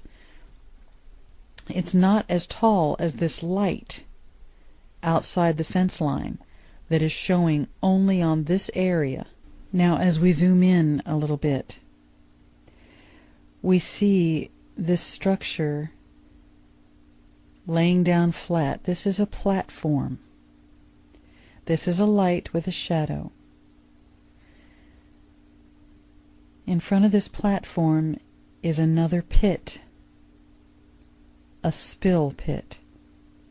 What we see right here seems to be a slab, perhaps a slab a person could lay on for punishment. The only punishment, it seems to me, that could be meted in this great huge field with nothing but standing room, one light, one instrument of torture or death, would be a guillotine. This looks like the plank the person lays on. It turns down and is pushed into the guillotine. The person's head goes here, And if you look down on the ground already, it would seem that this may have already been used once or twice. Where are the bodies? Perhaps they have already been packaged. Now, we have in this country states that allow beheading as part of capital punishment as a choice for the person who is being punished so that their organs can be saved for transplantation. Arizona is not one of those states. Lethal injection for persons sentenced after 11/15/92, and those sentenced before that date may select lethal injection or lethal gas. Those are the only two forms of capital punishment Arizona offers, which tells me that there's a reason why this prison is not on the map as far as being a state prison in Arizona. It's not even listed as a prison. It's just there. Let me introduce to you the Illuminati card game's method of New World Order tax reform. A famous, rather vulgar comedian came up with a song saying that there is a death that both Jews and Christians could really appreciate. But instead of using an axe to chop off their heads, they should use a hacksaw.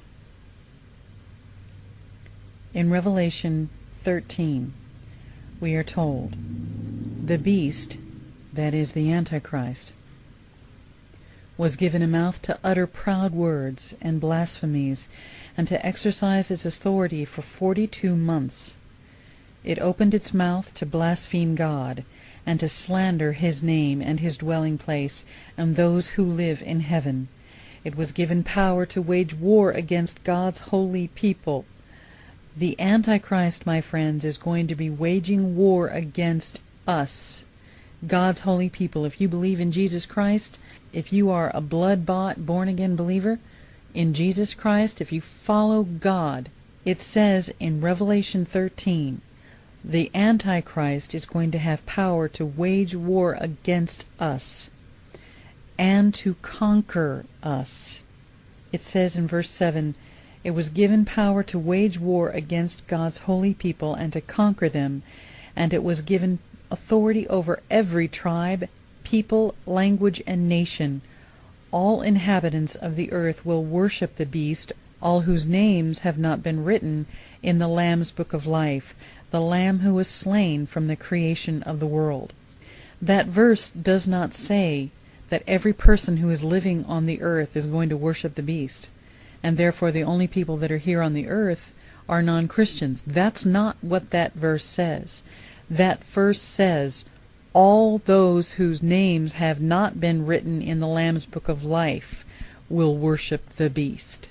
Because we're told in the very verse in front of that verse, those who believe in God and follow Jesus Christ, the holy ones of God, they are going to be martyred. Verse 9, whoever has ears, let them hear. If anyone is to go into captivity they will go. If anyone is to be killed with the sword, they will be killed. This calls for patient endurance and faithfulness on the part of God's people. My friends, we are going to be here for the duration. In Revelation 6, during the 5th seal, those who were martyred for the Lord were told to wait a little while longer until the full number of their fellow servants, their brothers and sisters, were killed just as they had been. And this is in the 5th seal of Revelation during the Great Tribulation. Folks, we are here being martyred for the Lord during the Great Tribulation. Jesus comes on the last day, at the last trumpet. That is when the dead in Christ rise. That is when we go to meet him in the air and go with him to Jerusalem for Armageddon. And after that, the wedding supper of the Lamb, which happens in Jerusalem, by the way, right after Armageddon, as Jesus takes his throne in Jerusalem for 1,000 years to rule and reign, and we with him, who follow him and believe him and who are caught up to be with him, and from that day on are with him forevermore. We are going to be here for the duration, according to Revelation, according to Matthew, according to Luke, and every other prophecy. We are here when Jesus returns on the last day at the last trump. We are here when the Antichrist is warring against God's people. We are God's people. We will be warred against. Even as God's wrath is coming down upon them, their wrath will be coming down upon us. They will be conquering us. But praise be to God, we are greater than conquerors in him, because greater is he that is in us than he that is in the world. This is Rev. Michelle Hopkins. Thank you for watching, and God bless you.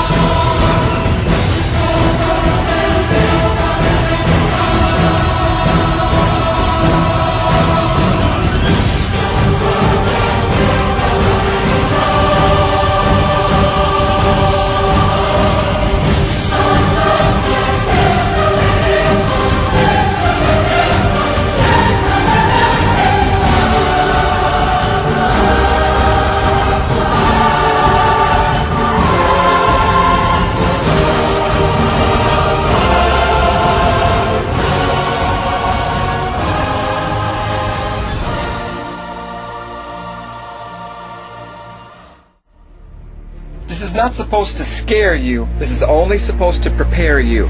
For those of us who have been watching and studying the Word of God, we know about the prophecy that says that the Christian saints will be beheaded for their faith in the last days. During the tribulation hour, many will fall away from the faith because of fear. In fact, the very first ones thrown in hell are the fearful and cowards, Revelation 21:8. We are so close to the hour in which our faith is going to be drastically tested. They've passed the law saying that guillotines can now be used in America for capital punishment. I'm going to show you the law. I'm going to show you the scriptures. I'm going to show you everything you need so that you know that the hour is finally here. What are you going to do about it? Are you going to continue to live a lukewarm carnal life? Or are you going to do what Jesus said and lay your life down, pick up your cross and follow him while you still have time? Brothers and sisters, time is almost over. We don't have any more time. We're going to be judged very soon. We're going to be tested very soon. It's time to get serious about our faith and build up in the grace of God and stop wasting our time. Pray for courage, endurance, strength, strong faith, and increased love for the name of Jesus. That way you'll have everything you need to endure the time and the testing that's coming upon us.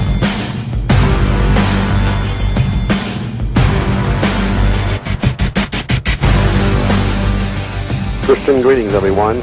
This is Nicholas from Presence of God Ministry welcoming you to this week's Truth Provided broadcast. The website is www.remnantofgod.org. So let's get right to it. Revelation 20, verse 4 says, "And I saw the souls of them that were beheaded for the witness of Jesus and for the word of God, and which had not worshipped the beast, neither his image, neither had received his mark upon their foreheads or in their hands." The prophecy clearly declares that some of the children of God that do not go along with the papacy's mark will find themselves at the business end of a guillotine. All too often, though, the argument arises, how can we, as a modern and more civilized people, use guillotines? I mean, would this not be barbaric as well as insane in today's age? After all, we're civilized, and execution methods of the Dark Ages are just plain outdated. Therefore, this must prove the prophecy of Revelation chapter 20 to be completely false, right? Well, you may want to suggest to those that speak such words that they should hold on to their hats. A couple of years ago, I made a statement that information had crossed my desk regarding the reality that thousands of guillotines were being stored on American soil. Not too long ago, I received word that the information received regarding the guillotines was not only accurate, it was actually being lobbied in Washington, D.C. to get them legalized for governmental use. Georgia and Montana as the recipients of these guillotines. 15 or 30,000 guillotines have been shipped to Georgia as well as Montana for safekeeping until such a time as they're needed. If it's true, what are they up to? Some of us may recall the video of a man being electrocuted in a Georgia prison facility. We know that if you do not place water on the sponge upon the man's head, his death will not only be prolonged and extremely violent, his head will actually ignite during the process. Fact is, many are aware, state executions are never videotaped as well. However, some tape appears of a man being electrocuted in Georgia, and it somehow surfaces in the general public. They did not place water as a necessary conductor in that sponge, because the video did in fact show the man's head igniting after he bounced around for quite some time in that chair. To think someone would actually put someone through such a torture act so as to just get the law lobbied? Why do you suppose a video would surface of an execution when videos are never made at executions, from what I understand, and most certainly never released to the public if they were made? And why do you suppose they somehow forgot to place water on their sponge? Well, the answer is plain. The video was released so the American public can see it and complain about the inhumane methods used, thereby giving the government officials a springboard to start lobbying process for guillotines. The governing officials in Georgia were shouting it was inhumane to kill people like this.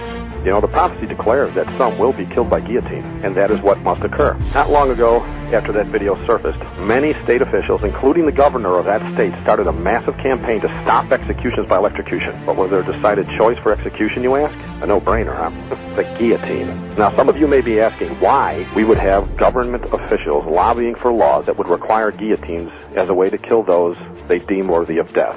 And so the common sense question would be, of a non-believer, why? With our technology, with all our civilized ways, with all our humane laws, what would drive men to kill with such a thing as a guillotine? Money, money, money. That's right, folks. The almighty dollar bill is what they worship. They truly serve the god of mammon.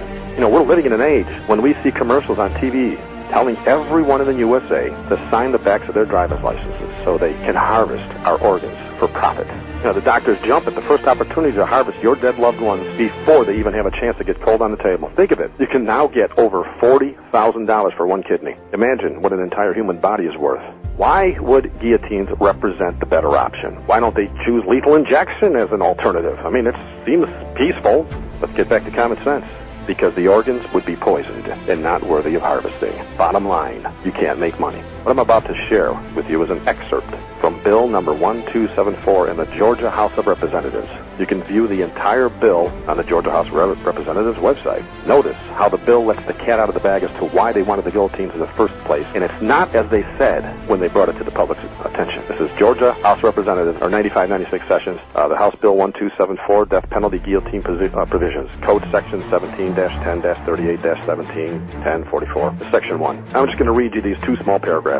You know, it's from line 11 to 16, and then it jumps to 18 to 115. Nothing to it. It says, law. To amend Article 2 of Chapter 10 of Title 17 of the Official Code of Georgia annotated relating to the death penalty, generally so as to provide a statement of legislative policy to provide for death by guillotine, to provide for applicability, to repeal conflicting laws, and for other purposes. Now listen to this paragraph. The General Assembly finds that while prisoners condemned to death may wish to donate one or more of their organs for transplant, any such desire is thwarted by the fact that electrocution makes all such organs unsuitable for transplant. The intent of the General Assembly in enacting this legislation is to provide for a method of execution which is compatible with the donation of organs by a condemned prisoner. The video that was released of the man in the electric chair declared quite boldly, this is inhumane. Did it not, for those of us that saw it? Yet we see here in the wording of the Georgia House Bill number 1274, their main concern is not whether or not it's inhumane. The bill states plainly, electrocution makes all such organs unsuitable for transplant.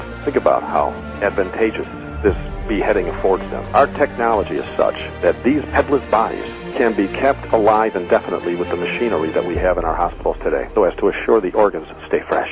Let's imagine. Let me ask you. If you're in jail, for whatever reason, the government has put you there, and they decide you have to die, what choice of execution are you going to take?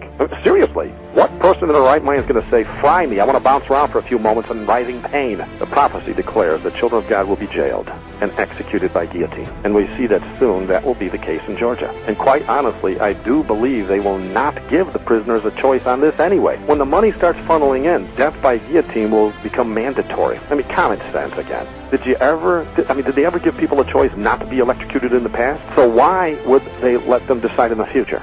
For whatever reason they think of. Many of us will be indeed blessed with the wonderful opportunity to die a martyr's death for our Lord and Savior Jesus Christ. We'll have that blue ribbon around the base of our robe in heaven for eternity. And don't think it'll stop in Georgia. 30,000 guillotines is a bit much for one state. They always start somewhere and move on from there.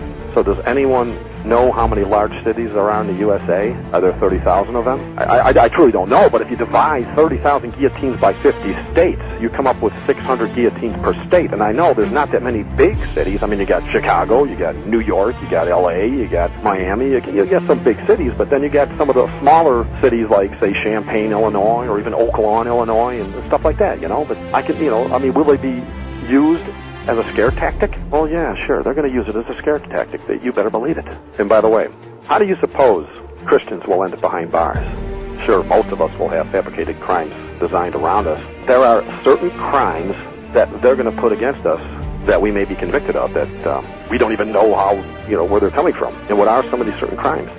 Headline, national issue. One court for all the world. Now, this is an old article, of course, but it bears hearing at this point. A United Nations meeting in Rome is wrapping up 5 weeks of work on a proposed international criminal court. The new court would have worldwide jurisdiction and could investigate, indict, hold, try, and punish those who committed certain crimes. The proposed international criminal court would subject Americans to a New World authority. Why are they so vague about the certain crimes? And what do you suppose a certain crime would be for Rome? From Joshua Strong's book, Our Country, chapter 5, paragraphs 2 to 4, it says, the Archbishop of St. Louis said this, heresy and unbelief are crimes.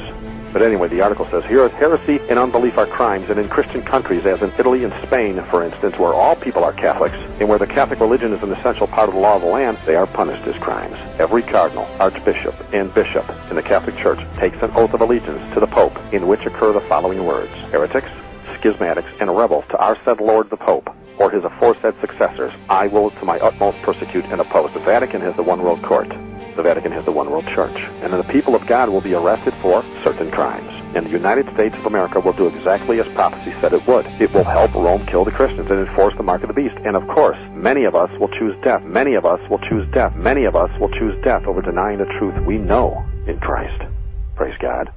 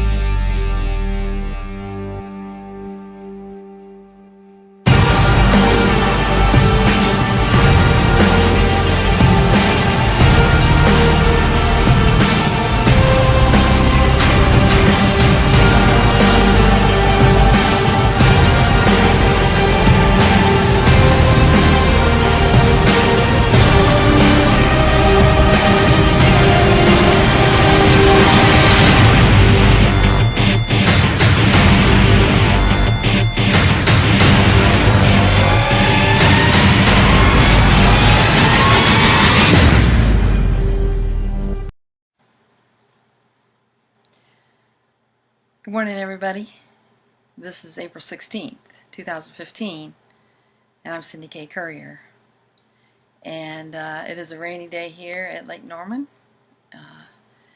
but it's a little chilly, so it's still pretty out there on the lake. I want to thank all of you who have written and provided input on the Articles of Confederation for the Res Publica for the United States of America, and we've gotten some great input below the videos. Really good input in a Facebook group called Living Without Money, which I'd like to invite you to join. Also, some good discussion in the Skype room and via email. So let me give you all that information so that you can join these discussions.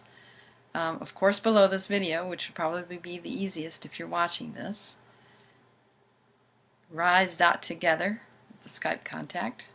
cindyk@gmail.com is my email. And what's the other one?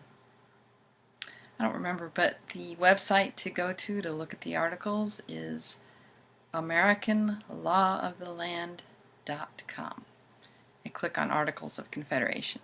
And you'll see, if you click on the link, you'll see the latest draft.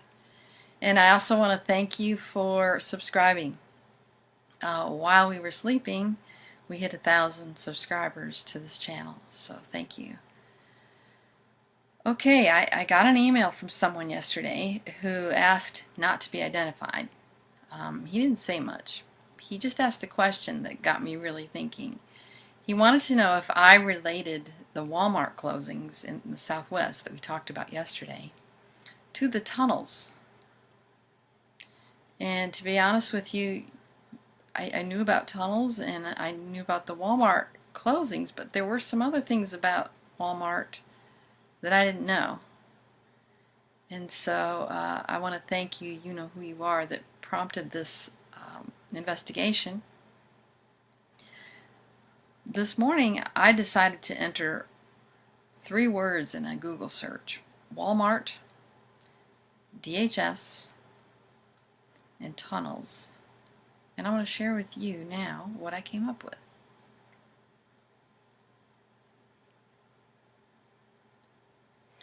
Let me put my glasses on. This, as you can see at the top of this page, says this page is an outdated user-generated website brought to you by an archive. It was mirrored from geosites at the end of October 2009. For any questions concerning this page, try to contact the respective author, and they give a site here. It says the official Walmart tunnels of Paulding County investigation. In order to further protect the homeland and ensure the safety of its citizens in case of nuclear, biological, or chemical attack, a joint venture of the NSA, DOD, MIB, DHS, CICs, DFCS, and BK has been created in order to create an expansive tunnel system throughout the South.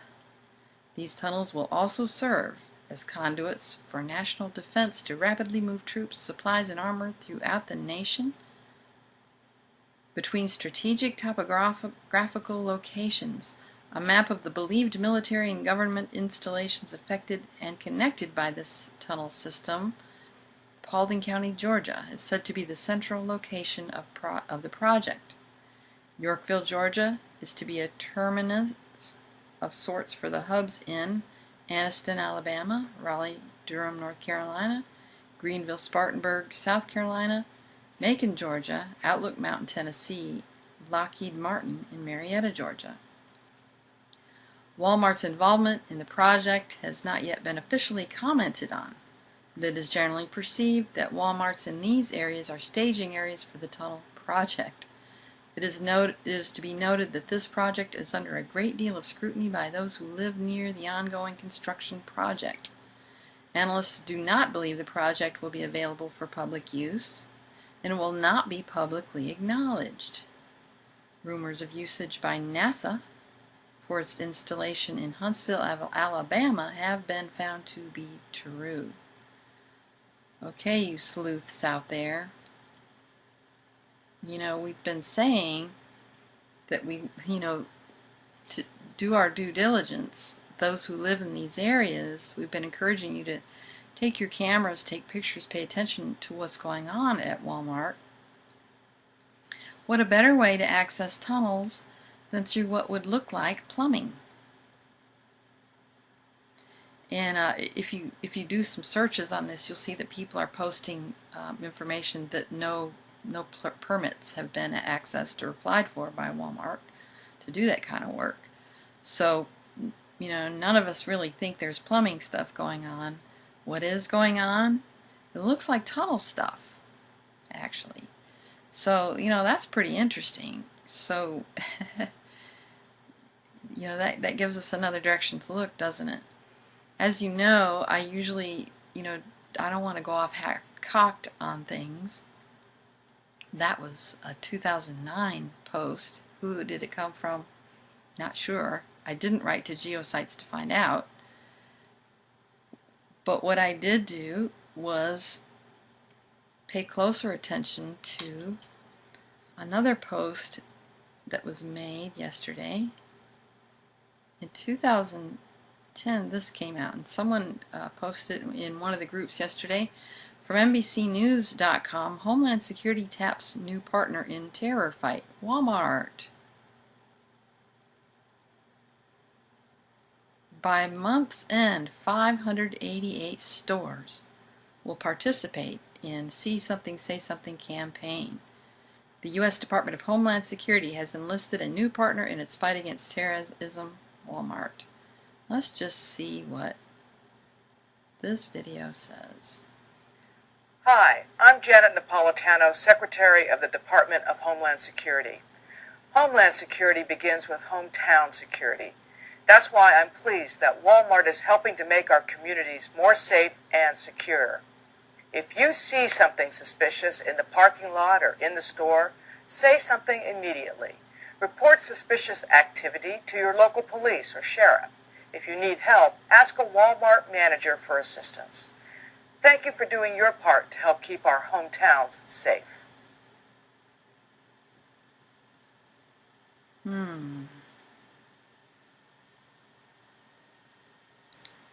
Down here in this article it says Fogelman, I guess he's a Walmart guy, said employees won't receive any special training as part of the program, but Walmart managers do work closely with local police. Okay.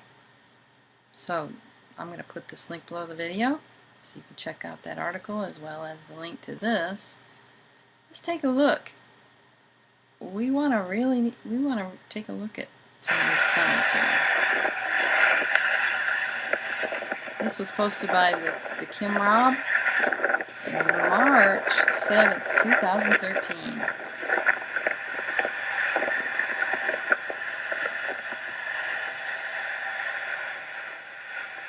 Goes all the way to Washington, D.C., huh? Goes all the way to Washington, D.C. Yeah, you Homeland Security? Yeah. How far have you taken this down to, how far have you actually ran a load?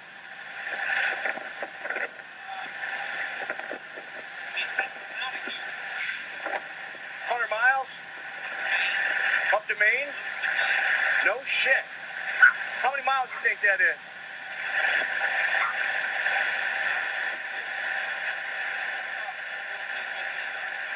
Man, that's unbelievable. Not to mention, I heard there's one that goes all the way to Colorado, right? Unbelievable. What do you think you're hauling? Any idea? Yeah, okay. Yeah. Makes all kinds of stuff. Yeah. Yeah. I know there's been a lot of military stuff being hauled around lately, that's for sure, huh? Yeah. We deliver to military. Gotcha. Gotcha. Yeah. Yeah. Yeah. Well, I appreciate it. I heard there's water supply, food supply, everything's in there. Yeah, unbelievable. You don't get no cell phone for sure. No. Peace, brother.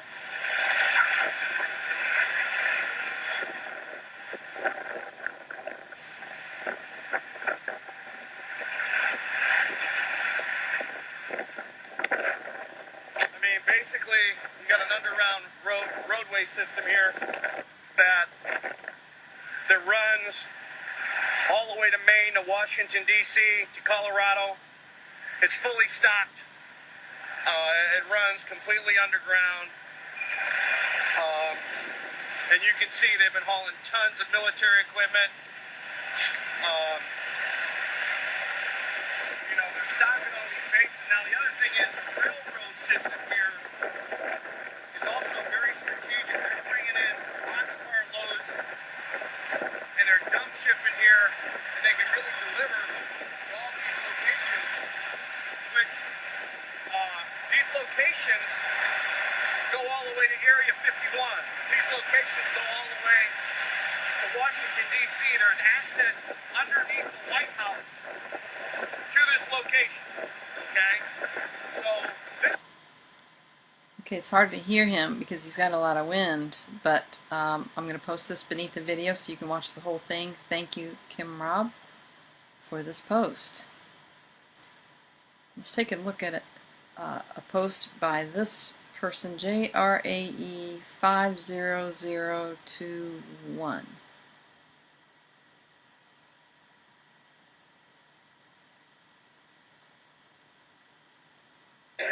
He thought he had been to every single base in America, right? And then he got contracted to do a truck haul for some top secret stuff. So it was a load where he wasn't even allowed to look inside the load or anything. Like, he had to go, drop his truck off. And while this video is going, by the way, I'm going to show you images from this video. They don't go together, but I'm going to put them together to save time and just to give you an image to watch. This is a still while he's talking. So let's continue. Like the night before, and then come back the next morning and pick up his truck all loaded up and sealed, and he had all this like documents and stuff. And they told him that he had to go out to a place called Iran, Texas, with 2 A's, right? And they said turn off on this turn off, and it was like 178B. It wasn't even to a street. Pretty cool stuff. So he was driving, he got to the turn off, he turned off, and it was just a dirt road going in the desert. So he goes putting down the desert thing. He gets to like a shack, and there's like a shanty town around, and there's those big old like oil things. Oil pump things, yeah, but they aren't pumping or nothing. And he just says he's seen a Jeep. Like a military Jeep and one guard inside the shack. And it's like mess. So he goes up, and the guard tells him to stay in your truck, let's see your paperwork, all this stuff. He says, alright, I want you to pull your truck over there, stay inside the cabin. Like, I'm gonna hold on to these papers. Calls, he says that these 2 Hummers come up around the sand dune, and they pull over, and they pull into this blind spot, and then like a master chief comes over, tells him to switch his radio over to a certain channel and to follow the Hummers, and he gives him back his bill of lading, like his slip. He's like, you're gonna need this when you get to the dock. So he's following the Hummers, and he's going up this hill, right? And he says he's driving this big rig. He's been driving big rig for 15 years at the time. Driving this big rig, going up the hill, and he sees the top of the hill, and then all of a sudden he's going down. He doesn't realize that he just, like, entered something. And the voice comes over the radio, and it tells him to turn on his headlights. So he turns on his headlights, and he said he drove about 3 miles down, doing hatchbacks down into the ground. He said there was an entire underground city in the middle of the desert. And they took him to a dock and had him wait in a room, and he had to give him that last paper, and they took all the stuff off his truck, and then they had him escorted back out. He said, Mike, I have never in my life seen anything that extravagant. It was literally a city. There was laundromats, there was everything you could think of down there. But I couldn't see much of it because I couldn't leave the loading dock area. Was there people there? Yeah. Thousands. Thousands of people. He said this was really? literally a city, yeah. He said just military personnel everywhere.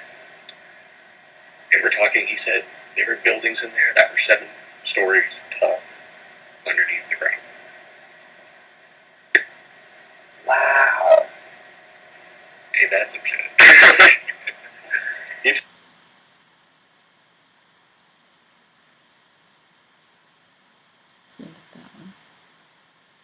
business.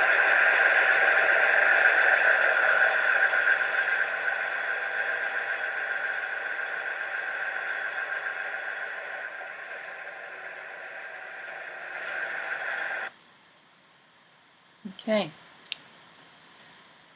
Pretty interesting, eh? Yeah, I think so. So that gives us some more to investigate. And we'll be back with more a little bit later, perhaps. But that's all for now. Thank you for listening. Take care. Well, when it comes to this Walmart mystery and all the suspicions surrounding it and the excuse that plumbing's going on at 4 or 5 of these different facilities has brought a lot of questions up, and a lot of people have been digging here and there to see what they can come up with. I want to give a shout out to everybody out there, Rise Together, and those on Twitter that help share these links. This information is being brought up that Walmart has been in this special kind of partnership in this war against terror with DHS. All the proof is right here. This is from 2010. They even put out a video clip, which I'll share at the very end, which they were going to play in Walmarts in every aisle. And it's on their official channel here. Okay? And they say that if you see anything suspicious at Walmart in the parking lot, report it to the police or your Walmart manager. This will help to identify and report indicators of terrorism, crime, and threats to law enforcement. Now, in this information, in digging, we come to find out that there has been projects in different areas, not specifically tied to the exact Walmarts that have closed down at the moment, but they could very well be going through a process connecting them to an underground network. And this is a very real situation. This was brought up years and years ago, over a decade ago, when in Georgia they were getting the funding and passing this Homeland Security in order to secure the safety of citizens in case of a nuclear, biological, chemical, or other attack. This was a joint venture by the NSA, DOD, DHS. You can see them all listed here. And these tunnels were to serve as conduits from specific places to rapidly move supplies or whatever they need between these locations. Now, there was big-time facilities listed right here, but the main one being in Georgia because it was center to everything. It was to be the main hub. Now you have all this information here talking about these underground connections to these Walmart facilities. And you even have the discussion and the feedback. I'll leave all this here. But this basically talks about installations in Anniston, Alabama, another one in Georgia, Lockheed in Marietta, Lookout Mountain in Tennessee, Greenville, Spartanburg, South Carolina, and Raleigh, Durham, North Carolina areas. And this Paulding, Yorkville area was the first location that this was going to kick off at. Now, I've left links here so you guys can come back and read up on all the details. But at this point, if there's anything big time going on, the only way that we're going to know for sure is to have people on the ground watching these Walmart facilities and filming to see exactly what's going on. Are there certain Walmarts out there that have underground connections?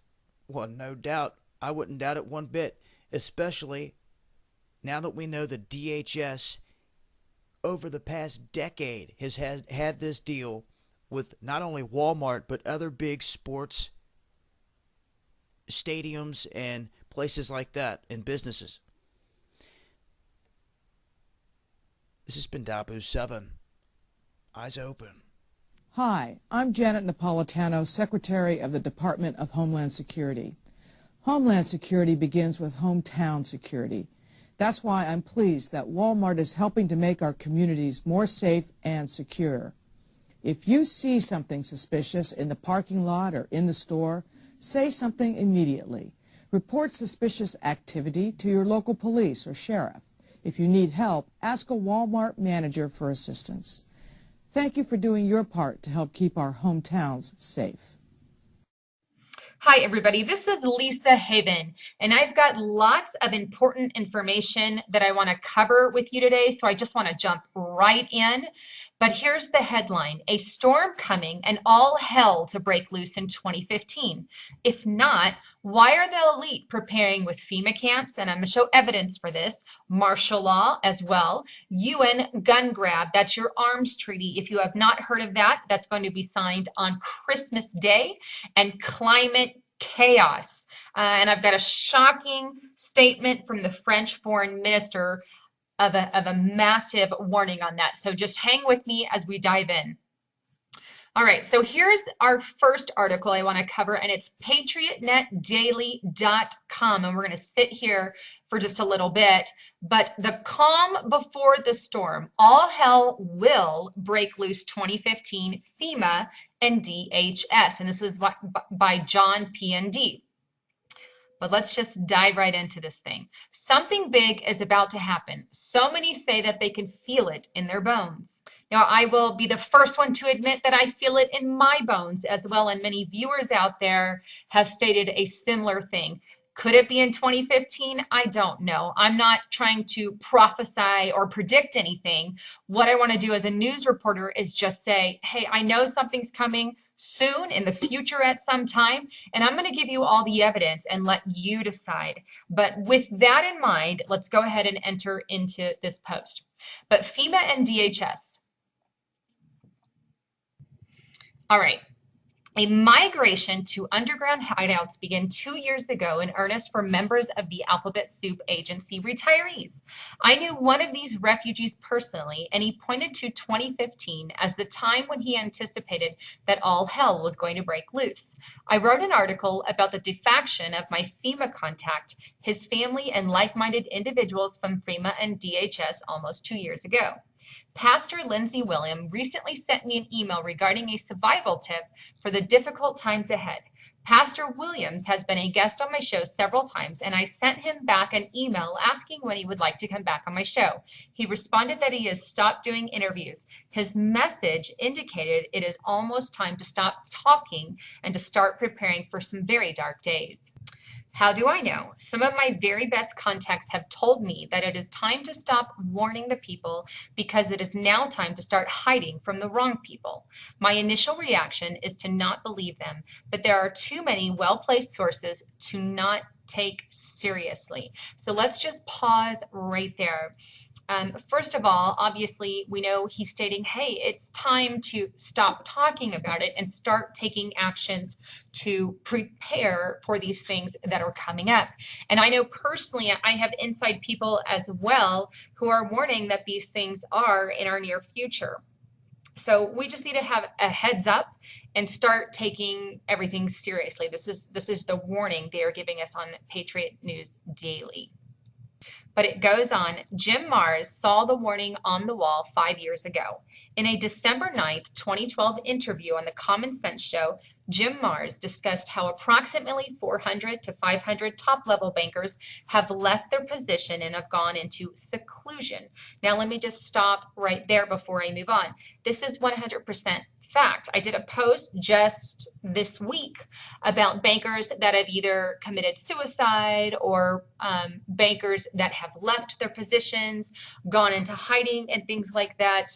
If you want to check that out, you can go to my YouTube channel, but let's go on. Marrs reminded my listening audience of how the elite have developed seed vaults, which only they have access to.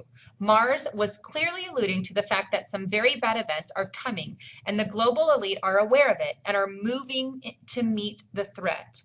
I have firsthand knowledge of 4 ex-Fed officers and their families who have relocated to safety enclaves when doing so was very disruptive to their respective family lives. Increasingly, it is looking like some major events is and are coming, and persons with inside information are attempting to remove themselves from harm's way. Jim Mars will be a guest for 3 hours, and he gives on December 7th, 2014, to discuss this and other issues. Pause right there. I highly encourage you guys to check that out. They've got some good information.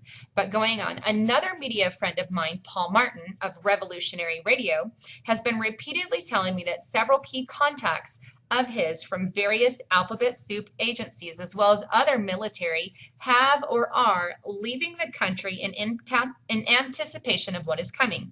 In the past 2 weeks, I have had a number of phone calls from media people who are telling me that their sources are repeating the same mantra, or they are just dropping off the radar. Get ready for 2015.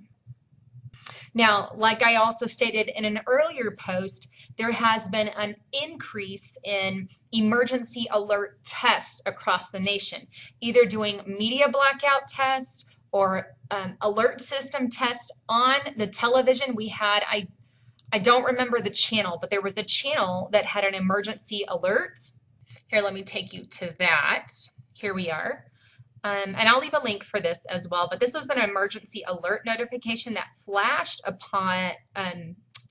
across people's screens. And this was back October 24th, 2014, so just a couple months ago, not that long. But it said, this is an emergency action notification. All broadcast stations and cable systems shall transmit, this emergency notification message. The station has been interrupted by its regular programming at the request of the White House to participate in the emergency alert system. It goes on to say, I just forwarded it a little bit, during this emergency, most stations will remain on air, providing news and information to the public in assigned areas. This is AGST-GAO2. We will continue to serve the UVerse area. If you are not in the local area, you should tune to stations providing news and information for your local area. You are listening to the emergency alert system serving the UVerse area. Do not use your telephone. The telephone lines could be kept open for emergency use. We interrupt our programming at the request of the White House. Anyhow, that is kind of the gist of it right there. So going back, now that's not the only emergency alert test that we've had. We had, like I said, the one that I got a phone call for. And this I showed on my YouTube video, probably one or two YouTubes back. But basically, I had an emergency communication red alert test. And it was done in my entire town, not just here, but our entire town. And these tests are apparently being conducted all across America in different counties and whatnot. And obviously, they've been performed all throughout time, but there does seem to be an uptick in these particular emergency communications, because I've owned my own house for, I don't know how long, but around on or below 15 years-ish, I've owned my own home, and I've never had this happen, and just recently this has happened to me. So we have all these emergency alerts being broadcast by TV, on television, on internet, where they're doing media blackout. I did show you guys in a post earlier that they went on a rampage and blacked out media for a couple of hours. These are tests that they're doing to prepare for something in advance. Now let's go on. We are in the calm before the storm period. And it states, the late summer and early fall were abuzz with the latest rumors about Ebola. Many of us in the independent media spent countless hours debunking the misinformation putting out by the CDC, e.g. the existence of a previous vaccine, the fact that it is airborne, etc. And just as soon as the Ebola stories peaked in October, somebody in the MSM flipped a switch and virtually all meaningful reports disappeared from the news. Why? Good question. The reason for Ebola's disappearance from the media is simple. It was Christmas shopping time. Makes a lot of sense. America has become a service economy. Most of the retail shopping for the year happens between Halloween and the end of the year. The financial success tied to the Christmas shopping is based upon the fact that people must trust that it is safe to go out into the public. If the public perceived that Ebola could be contracted by going out in public, the Christmas shopping season could be stopped in its tracks and globalist corporations would not be able to maximize profits. However, this is all about to change. So let's just pause for a moment. I have to say that I agree with him 100%. One of the reasons that we felt this pause in the Ebola information is because they wanted us not to be afraid and to get out there and shop, which is exactly what America did. And we went about our Black Fridays as normal, so to speak. He goes on, what was the Ebola scare all about? Many mistakenly believe that the Ebola scare has been mitigated and nothing could be further from the truth. Isn't it interesting that we never saw a toxicology report about the so-called victims of Ebola? When some of these victims somehow recovered against all odds, these people were kept away from the media. Why? Many of us have privately concluded that we in the U.S. are not dealing with traditional Ebola. What we are dealing with in the U.S. has something designed to give the impression that we are on the verge of an Ebola pandemic in the U.S. Why would the CDC go through such an elaborate charade? The answer is quite simple. The appearance the U.S. was on the verge of the Ebola pandemic gave rise to the governmental preparations that would not raise an eyebrow from an unaware public. And what preparations am I talking about? I am talking about martial law preparations, which could easily be morphed from a form of medical martial law to politically motivated martial law related to not only a pandemic, but to an economic collapse. And believe me, if Ebola or some other dangerous pathogen makes its way into mainstream America, the economy will collapse because people will not be eating out, shopping, attending sports events and concerts, and the service economy as we know it will crumble in a matter of days. Let's pause right there. I agree. You know, I don't necessarily know if Ebola is what it is that's going to crumble our economy. I guess time is going to be the ultimate factor, but I guess it's there. And in a moment, I'm also going to give you a shocking statement from the French foreign minister about a bold statement he said about something that could be hitting us sometime in September. So make sure you're hanging out for that, because there's just a lot of things that are coming at us, and I want to make you aware of all of it. And like I said, Ebola is definitely one of those on the forefront, and they are planning with martial law. This is 100% fact. Now, if you aren't aware of the Arms Trade Treaty, let me take you there. All right, so here I am on United Nations Office for Disarmament Affairs, and yes, this is a legit organization. Sadly, it's part of the UN, as you can see here. But they have an arms treaty that is will enter into force on December 24th, 2014. Merry flippin' Christmas, everyone. You know something is bad when they sign it on a holiday or they enter it into force on a holiday. This throws up a lot of red flags for me. All right, so let's check this thing out. Here's the actual document. I will leave links, as I always do, but basically here are some of the objectives and purposes, but it's to establish the highest possible common international standards for regulating or improving the regulation of an international trade in conventional arms. Basically, they want a world treaty of sorts that has to deal with the trading of arms. So there will be limitations on arms internationally. You know, it's not a full-fledged gun grab, so to speak, but it is putting certain limitations on the trading of arms and whatnot. It is not good. If you get a chance, I would highly recommend you reading over it. But here's further stuff that it says: to prevent and eradicate the illicit trade in conventional arms and prevent their diversion. The purpose of contributing to international and regional peace, security, and stability, reduce human suffering. See, they always use it as a cause to protect humanity, when we all know that guns protect us. They don't keep us from suffering like they are trying to promote. I'm a big Second Amendment, pro Second Amendment gal. But it goes on promoting cooperation, transparency, and responsible action by states parties in the international trade in conventional arms, thereby building confidence among state parties.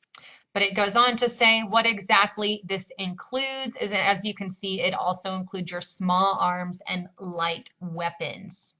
But that kind of gives you an idea of what this thing is on. But this is not good news for us. This tells me that their goal, obviously, especially considering they have a division of the United Nations 100% devoted to disarmament of the world, so to speak, and specifically they want to do that here in America.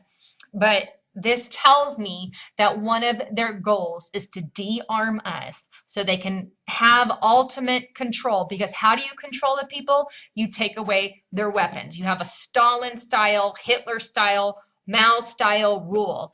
Disarm the people and the government basically will take over. So this is not something that you ever want to support, but this is a big issue coming up December 22nd. If you have not heard of that, now you have that information. Going back. All right, so here we are back at the Patriot News Daily, and he goes on, martial law preparations arising out of Ebola scare. I just showed you that they do plan on having that arms trade treaty come across real soon. And like I said, it's going to put some limitations on our guns, and be aware stuff is coming down. By this point in the article, some are saying that, okay, Dave, name some sources, something concrete that we can wrap our minds around. And I just showed you something concrete. And these people are correct in demanding as much concrete information as possible. I agree. There is a point in the article where logic and common sense outweigh doubt and cognitive dissonance. Judge a man by his actions, not by his word. Forget everything you think you know and learn about Ebola scare of this past summer and fall. Simply consider the actions and implications of the following event. Now I'm going to show you another document in a moment. But here he says, the U.S. has detailed procedures to deal with a pandemic outbreak, and it carries the force of law. Under Section 361 of the Public Health Act, 42 U.S. Code and 264, the U.S. Secretary of Health and Human Services is authorized to take measures to prevent the entry and spread of communicable disease from foreign countries in the U.S. and between states. The authority for carrying out these functions on a daily basis has been delegated to the Centers for the CDC control. The CDC utilizes two basic strategies when trying to contain a public outbreak of something as deadly as Ebola, and they are these two things: isolation and quarantine. All right, here we are at the actual code, 42 U.S. Code 264, regulations to control communicable diseases. If you want to pause and read this, you can, but it verifies all of what he just spoke about. I'm not going to get into it, but I'll leave you a link. Back to the post. So he goes on, Paul Watson opened a lot of eyes with the following statement. The source, an office clerk within the LADHS, said that during a policy meeting on the morning of June 18th of last month, his supervisor announced that the LA County Department of Health Services has struck a deal with the government to open up low-cost housing facilities for homeless people, otherwise known as FEMA camps. The source said that his superior ordered staff not to use the term FEMA camps. One look at who is behind this program should raise eyebrows of every person, as it is being ministered by the Department of Health Services. And here is the quote. In an effort to respond to the high need for recuperative care services, Housing for Health will open a 38-bed recuperative care site in South LA this summer. The goal of recuperative care is to provide short-term housing with health oversight of homeless DHS patients who are recovering from acute illnesses or injury or of conditions that would be exacerbated by living on the street or in shelters. The site was renovated to serve patients with mobility impairments and provides wheelchair accessible communities, space indoors, and in an open air courtyard. The site will be operated by LAMP Community, a nonprofit agency with over 25 years of experience providing services to homeless individuals. Now, while this sounds absolutely fascinating and good, there is more to the story. Because remember, they are hiding it. It is bringing these homeless people to FEMA camps. And we don't know exactly what is going on there, but we know that they are bringing them to FEMA camps, and they are told not to call them FEMA camps, even though that is what they are. And he goes on, can't talk about FEMA camps. Where there is smoke, there is fire. A memo from Health and Human Services, as administered by the CDC, speaks about setting up isolation facilities.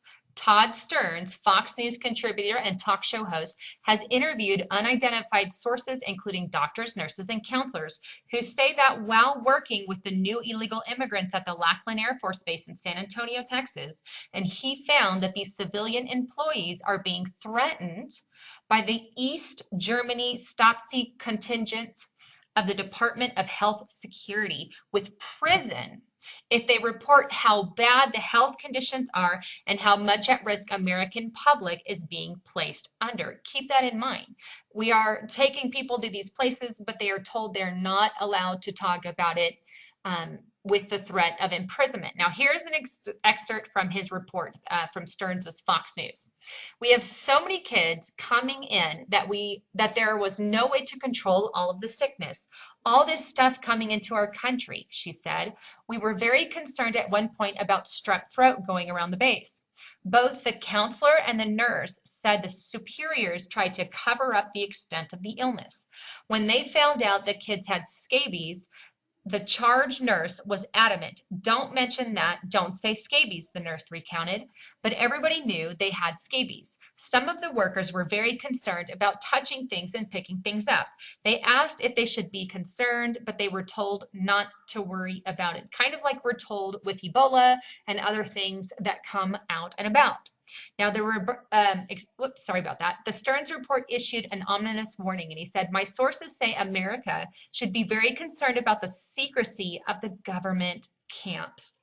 This is a huge warning. People constantly say that these things are not real, yet this is exactly where they are sending our homeless, where they are sending some of the immigrants, and some of the immigrants they're allowing loose into the country all over, so not all of them are being sent there, but some are. And we have sources for these things, and yet people still try to deny them. It doesn't make sense to me. But this is what it is. Now, at about the same time, InfoWars reported the same kind of observations in Houston, Texas, and later in Phoenix. Since May of 2014, the country has been besieged with reports, pictures, and videos of UN vehicles in our country. Fox 5 San Diego ran sightings of these vehicles have been widely reported beginning last spring, and this had led to some suspect that an occupation force is being mobilized. Let me pause right there. I also did a YouTube video on this not that long ago about the UN building up its army. They've got Russian soldiers, American soldiers, soldiers from Israel, soldiers from Saudi Arabia, soldiers from China, soldiers from India, soldiers from France, Italy, all across the country. The UN has a world army, so to speak. And anything with a world army throws up, again, red flags for me. This is the formation of your new world order. And things are going to go down and soon. And to know that they're building up and they've got stations, this is something we need to watch out for, because this isn't global world peace leadership kind of stuff. This is a takeover of our sovereignty and our rights. A report on Sunday morning, July 6th, in the early morning hours, which detailed sightings of UN vehicles being transported north of San Diego and I-15, headed towards Riverside. The story said that the vehicles were manufactured in the U.S. and were being transported for shipment overseas. Really? Does this explain why these vehicles are being transported in several southern states? Does the manufacturer have an automotive plant in Georgia, California, Texas, and etc.? Why didn't you see these reports in Detroit? The Fox 5 website contains neither a video or a written report of the story. I suspect the story was a trial balloon used to gauge the believability in response to the story without leaving behind much in the way of evidence. I agree. In every case, the vehicles are being transported and not being individually driven. This clearly suggests the pre-positioning of military assets for future use. The UN is preparing to seize American guns and have hired personnel to do so.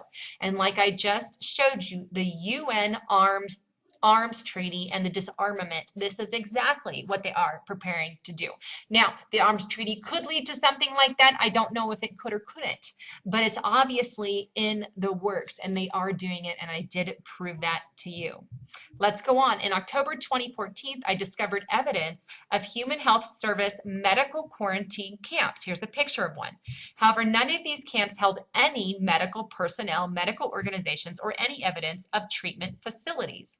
During the Ebola crisis, we learned that in the event of a pandemic, the Secretary of Human Services would assume operation control of the federal emergency public health and medical response. In the event of a pandemic outbreak, the HHS will order the quarantining of Ebola sufferers or any other pandemic, so to speak, and the transport of the same to detainment camps. The mass transportation of Ebola victims to quarantine camps is referred to as ambulance services, and it is a euphemism for transporting sick people to a death camp. Now, he has found evidence supporting these claims in a federal document called Emergency Support Function 8. Let me show that to you. All right, here we are on FEMA.gov. I will leave a link to this, but Emergency Support Function 8, Public Health and Medical Service Annex, and it has all the information in here. I highly recommend you guys go through this on your own. I don't want to keep you for too much time, but there's lots of information on this. And here's some of what he said. ESF 8 support agencies are responsible for maintaining administrative control over their respective response resources after receiving coordinating instructions from HHS. Now, here's a little further. It says that patient evacuation, ESF number 8, is responsible for transporting serious ill or seriously ill describes persons whose illness or injuries is of such severity that there is cause for concern, but there is not imminent danger to life, or injured patients and medical need populations from casualty collection points in the impacted area to designated reception facilities. In other words, to your FEMA camps.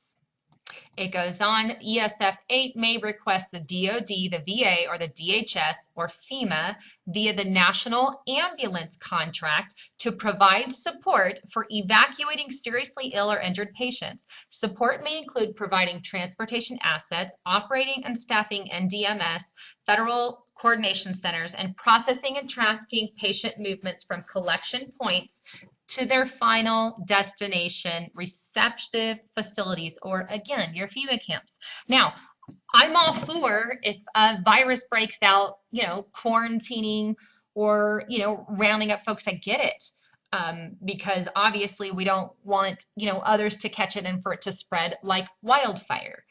I get it. But the thing is, I'm trying to prove that these FEMA camps do exist. They are there and they are around, and they can use them for any reason.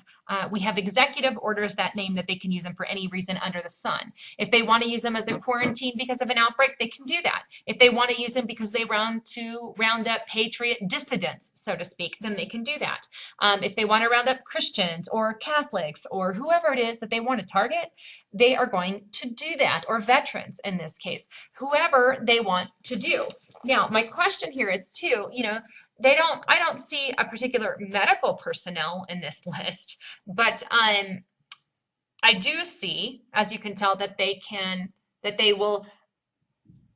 I think they have the Red Cross on staff, and they have people that they can seek or ask for medical help from, but according to this, they don't have any medical staff at those particular FEMA camps in general, and I'm going to get into that in a moment, but they can ask for additional help from certain, companies or organizations within the government. Anyhow, that said, let me go back.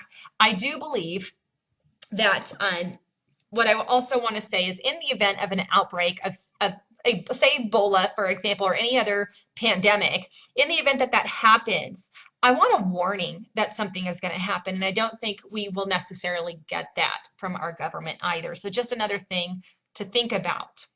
Now, here's what's tricky. As you know, as you can see, those who are doing the transporting to these NDMS hospitals, so to speak, they're not really any hospital people helping with these. Now, they can enlist help. so to speak, but these things aren't really there. Let me show you who is there. Let's scroll down. And it's this, supporting agencies, Department of Agriculture. What they have to do with that is way beyond anything I can think of. Department of Agriculture, Department of Commerce, Department of Defense, that'd be your rounding up, Department of Energy, National Nuclear Security Administration, Department of Homeland Security, that's just a continuation, Department of the Interior, Department of Justice, Department of Labor. Where is your medical staff? Just, Department of Transportation, Department of Veteran Affairs. Well, there are some, we have maybe some medical aids in your Veteran Affairs, possibly. Coordinates with participating NDMS hospitals to provide incident-related medical care. Okay, and we know the kind of medical care they give there. Emergency Protection Agency, and then we have General Service Administration, U.S. Agency for International Development, U.S. Postal Service, and the American Red Cross, which is just your overall basic first aid, a little beyond that, or emergency stuff, so to speak. But I don't see no CDC anywhere listed on this, so to speak. But as part of the members or part of the functions now, they can enlist help from them, but they're not part of the immediate list. And if they are these quarantine centers, you would think that they would have them top of the list, but it just isn't there. And he goes to explain that in here as well. He says, according to the document, the DoD is the only recognized federal partner responsible for regulating and tracking patients transported on DoD asserts to appropriate treatment facilities or these hospitals. However, however, other agencies may assist with isolation and quarantine measures with point of distribution operations. And here is where he lists the participants, which I just showed you, all the way to the Red Cross. No healthcare personnel at the HHS FEMA detention camps. He says in the above list, which I just showed you on the document itself, of Ebola detention centers or any pandemic, I don't see the CDC or the National Institute of Health listed, nor do I see any legitimate medical organizations other than like the Red Cross, which does your basic stuff, or the VA. I don't even see the presence of any volunteer medical organizations such as Doctors Without Borders. Does anyone else find it disturbing that the transport of very sick people will be conducted and the end point is devoid of any medical treatment organization and or facilities? It's interesting to know that. Now, like I said, I did find that they can enlist the help, so to speak, but it's not fully on there. There is not one shred of evidence that these camps are intended to treat or even make comfortable people who will contact Ebola or be exposed to Ebola or any other disease.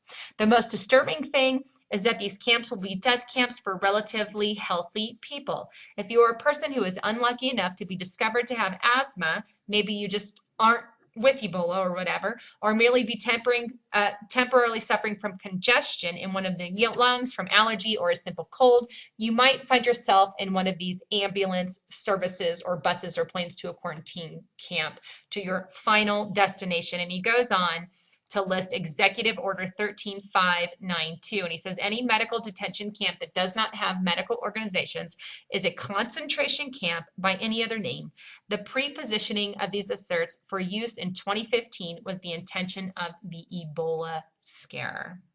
Now, we could see a lot of things coming in 2015. I'm not sure what the new year will hold, only time will tell.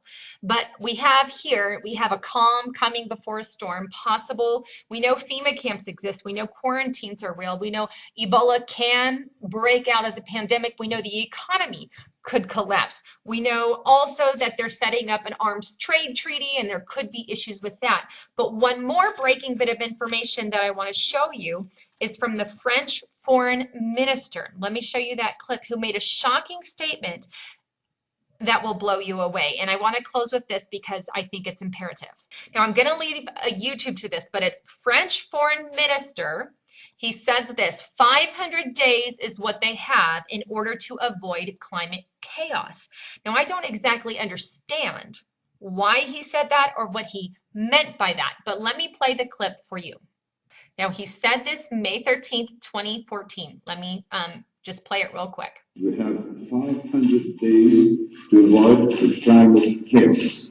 very important issue of climate change, climate chaos, and I said that we had 500 days to avoid climate chaos, and I know that President Obama and John Kerry himself are committed on this subject, and I'm sure that for them, with a lot of other friends, we should be able to reach a success of this very important matter.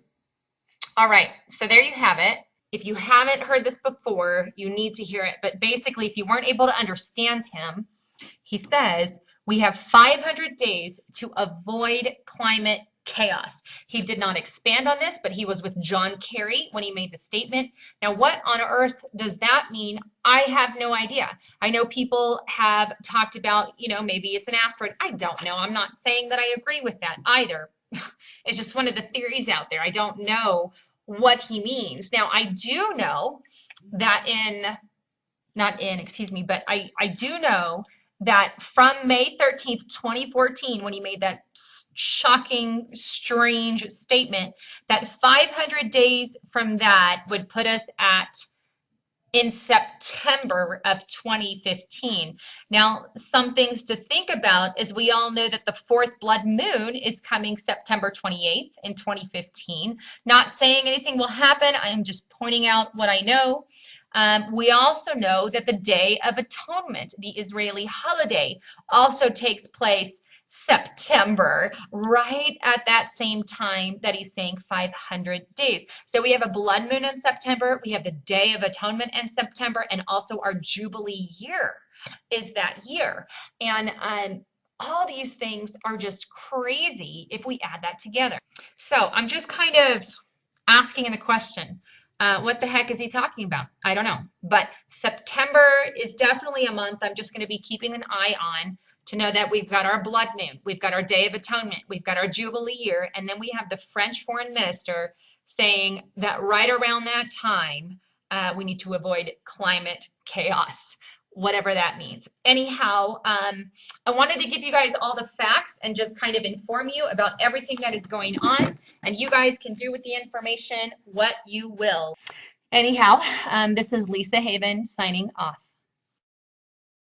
Barry. Where you at? Approach into 27. Engage. Cover 1 up 0. 3 Alpha, you are hitting the guys, the RPGs right now.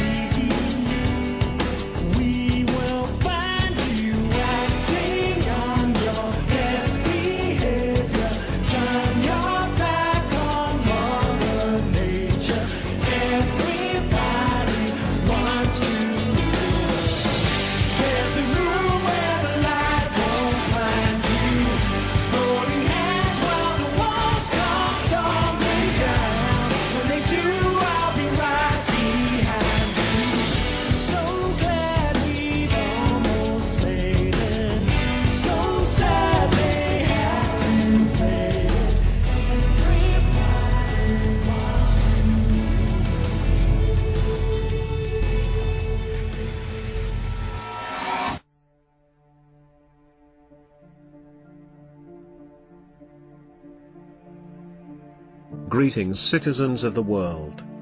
There's been a lot in the news lately, from threats of war, to future space endeavors. Two very different ends of the spectrum with vastly different consequences for humanity. While politicians bicker over power plays by opposing nations here on Earth, we continue to face many threats from beyond this world. The unfortunate truth is that while our generation may survive the next 100 years, it's only a matter of time till humanity as a whole faces catastrophe on a global scale. We occupy one tiny world, around a single star out of billions, in a single galaxy out of trillions in the observable universe. That alone shows how fragile our species really is. Thus we come to a realization, and an inevitability: Earth cannot remain our only home forever. some of the voyagers we set forth to the farthest reaches of the galaxy will lose contact with us, and we'll never hear from them again in our lifetime. Nevertheless, our legacy will live on through them as they colonize new worlds across the stars. While we can ensure the survival of humanity through migration and colonization, we can also help ensure the survival of Earth through unification. As we unite to explore other worlds, we'll in turn find ourselves securing our own. Earth will always be our home world, and as such it will always hold a special place in our hearts. While we don't know what the future might hold, we do know one thing for certain: it will be much brighter with humanity united. If we continue on our current course, our mutual destruction is ensured. So some may ask why we continue to have wars and fight amongst ourselves. Humans are influenced by their cultures and many other factors growing up. From what their parents believed, to what school and religion teaches them. With that in mind, it's no wonder with over 270 religions, 196 countries, and with modern society being derived from thousands of different cultures, that people tend to bump heads on worldly views. Nonetheless, those differences are what makes humanity so unique. Rather than being used to divide us, they are precisely what should be bringing us together. From art, to food, and even technology, those differences in culture make humanity. And that's what should be celebrated. Every year we do share in a celebration. People from all over the world come together to celebrate the new year. We stand together and share in our cultures, and for one day we are united as a planet. Now we must channel that same energy and use it into coming together again, not for personal gain, not for the promise of money or fame, but to embark in the greatest journey humanity has ever made. It took just 12 years to go from launching the first artificial satellite, to landing humans on the moon and returning them back to Earth safely. In the 43 years since Apollo 17, humanity has never gone back, nor accomplished a greater manned mission. Not for a lack of money, nor a lack of technology, but because priorities changed and collectively humanity no longer has the drive to venture beyond Earth. With that being said, the direction and future of humanity itself is on the line, and our priorities must be clear. Due to the theory of special relativity, interstellar travel is possible within our lifetime, and entirely doable with technology that on a much smaller scale already exists today. Therefore the choice is now entirely up to you. Will we unite as a species to ensure the survival of the human race, and boldly explore the unknown? Or will we continue to fight each other and play Russian roulette until all the chambers are loaded? We are anonymous. We are legion. We can forgive, though we shall never forget.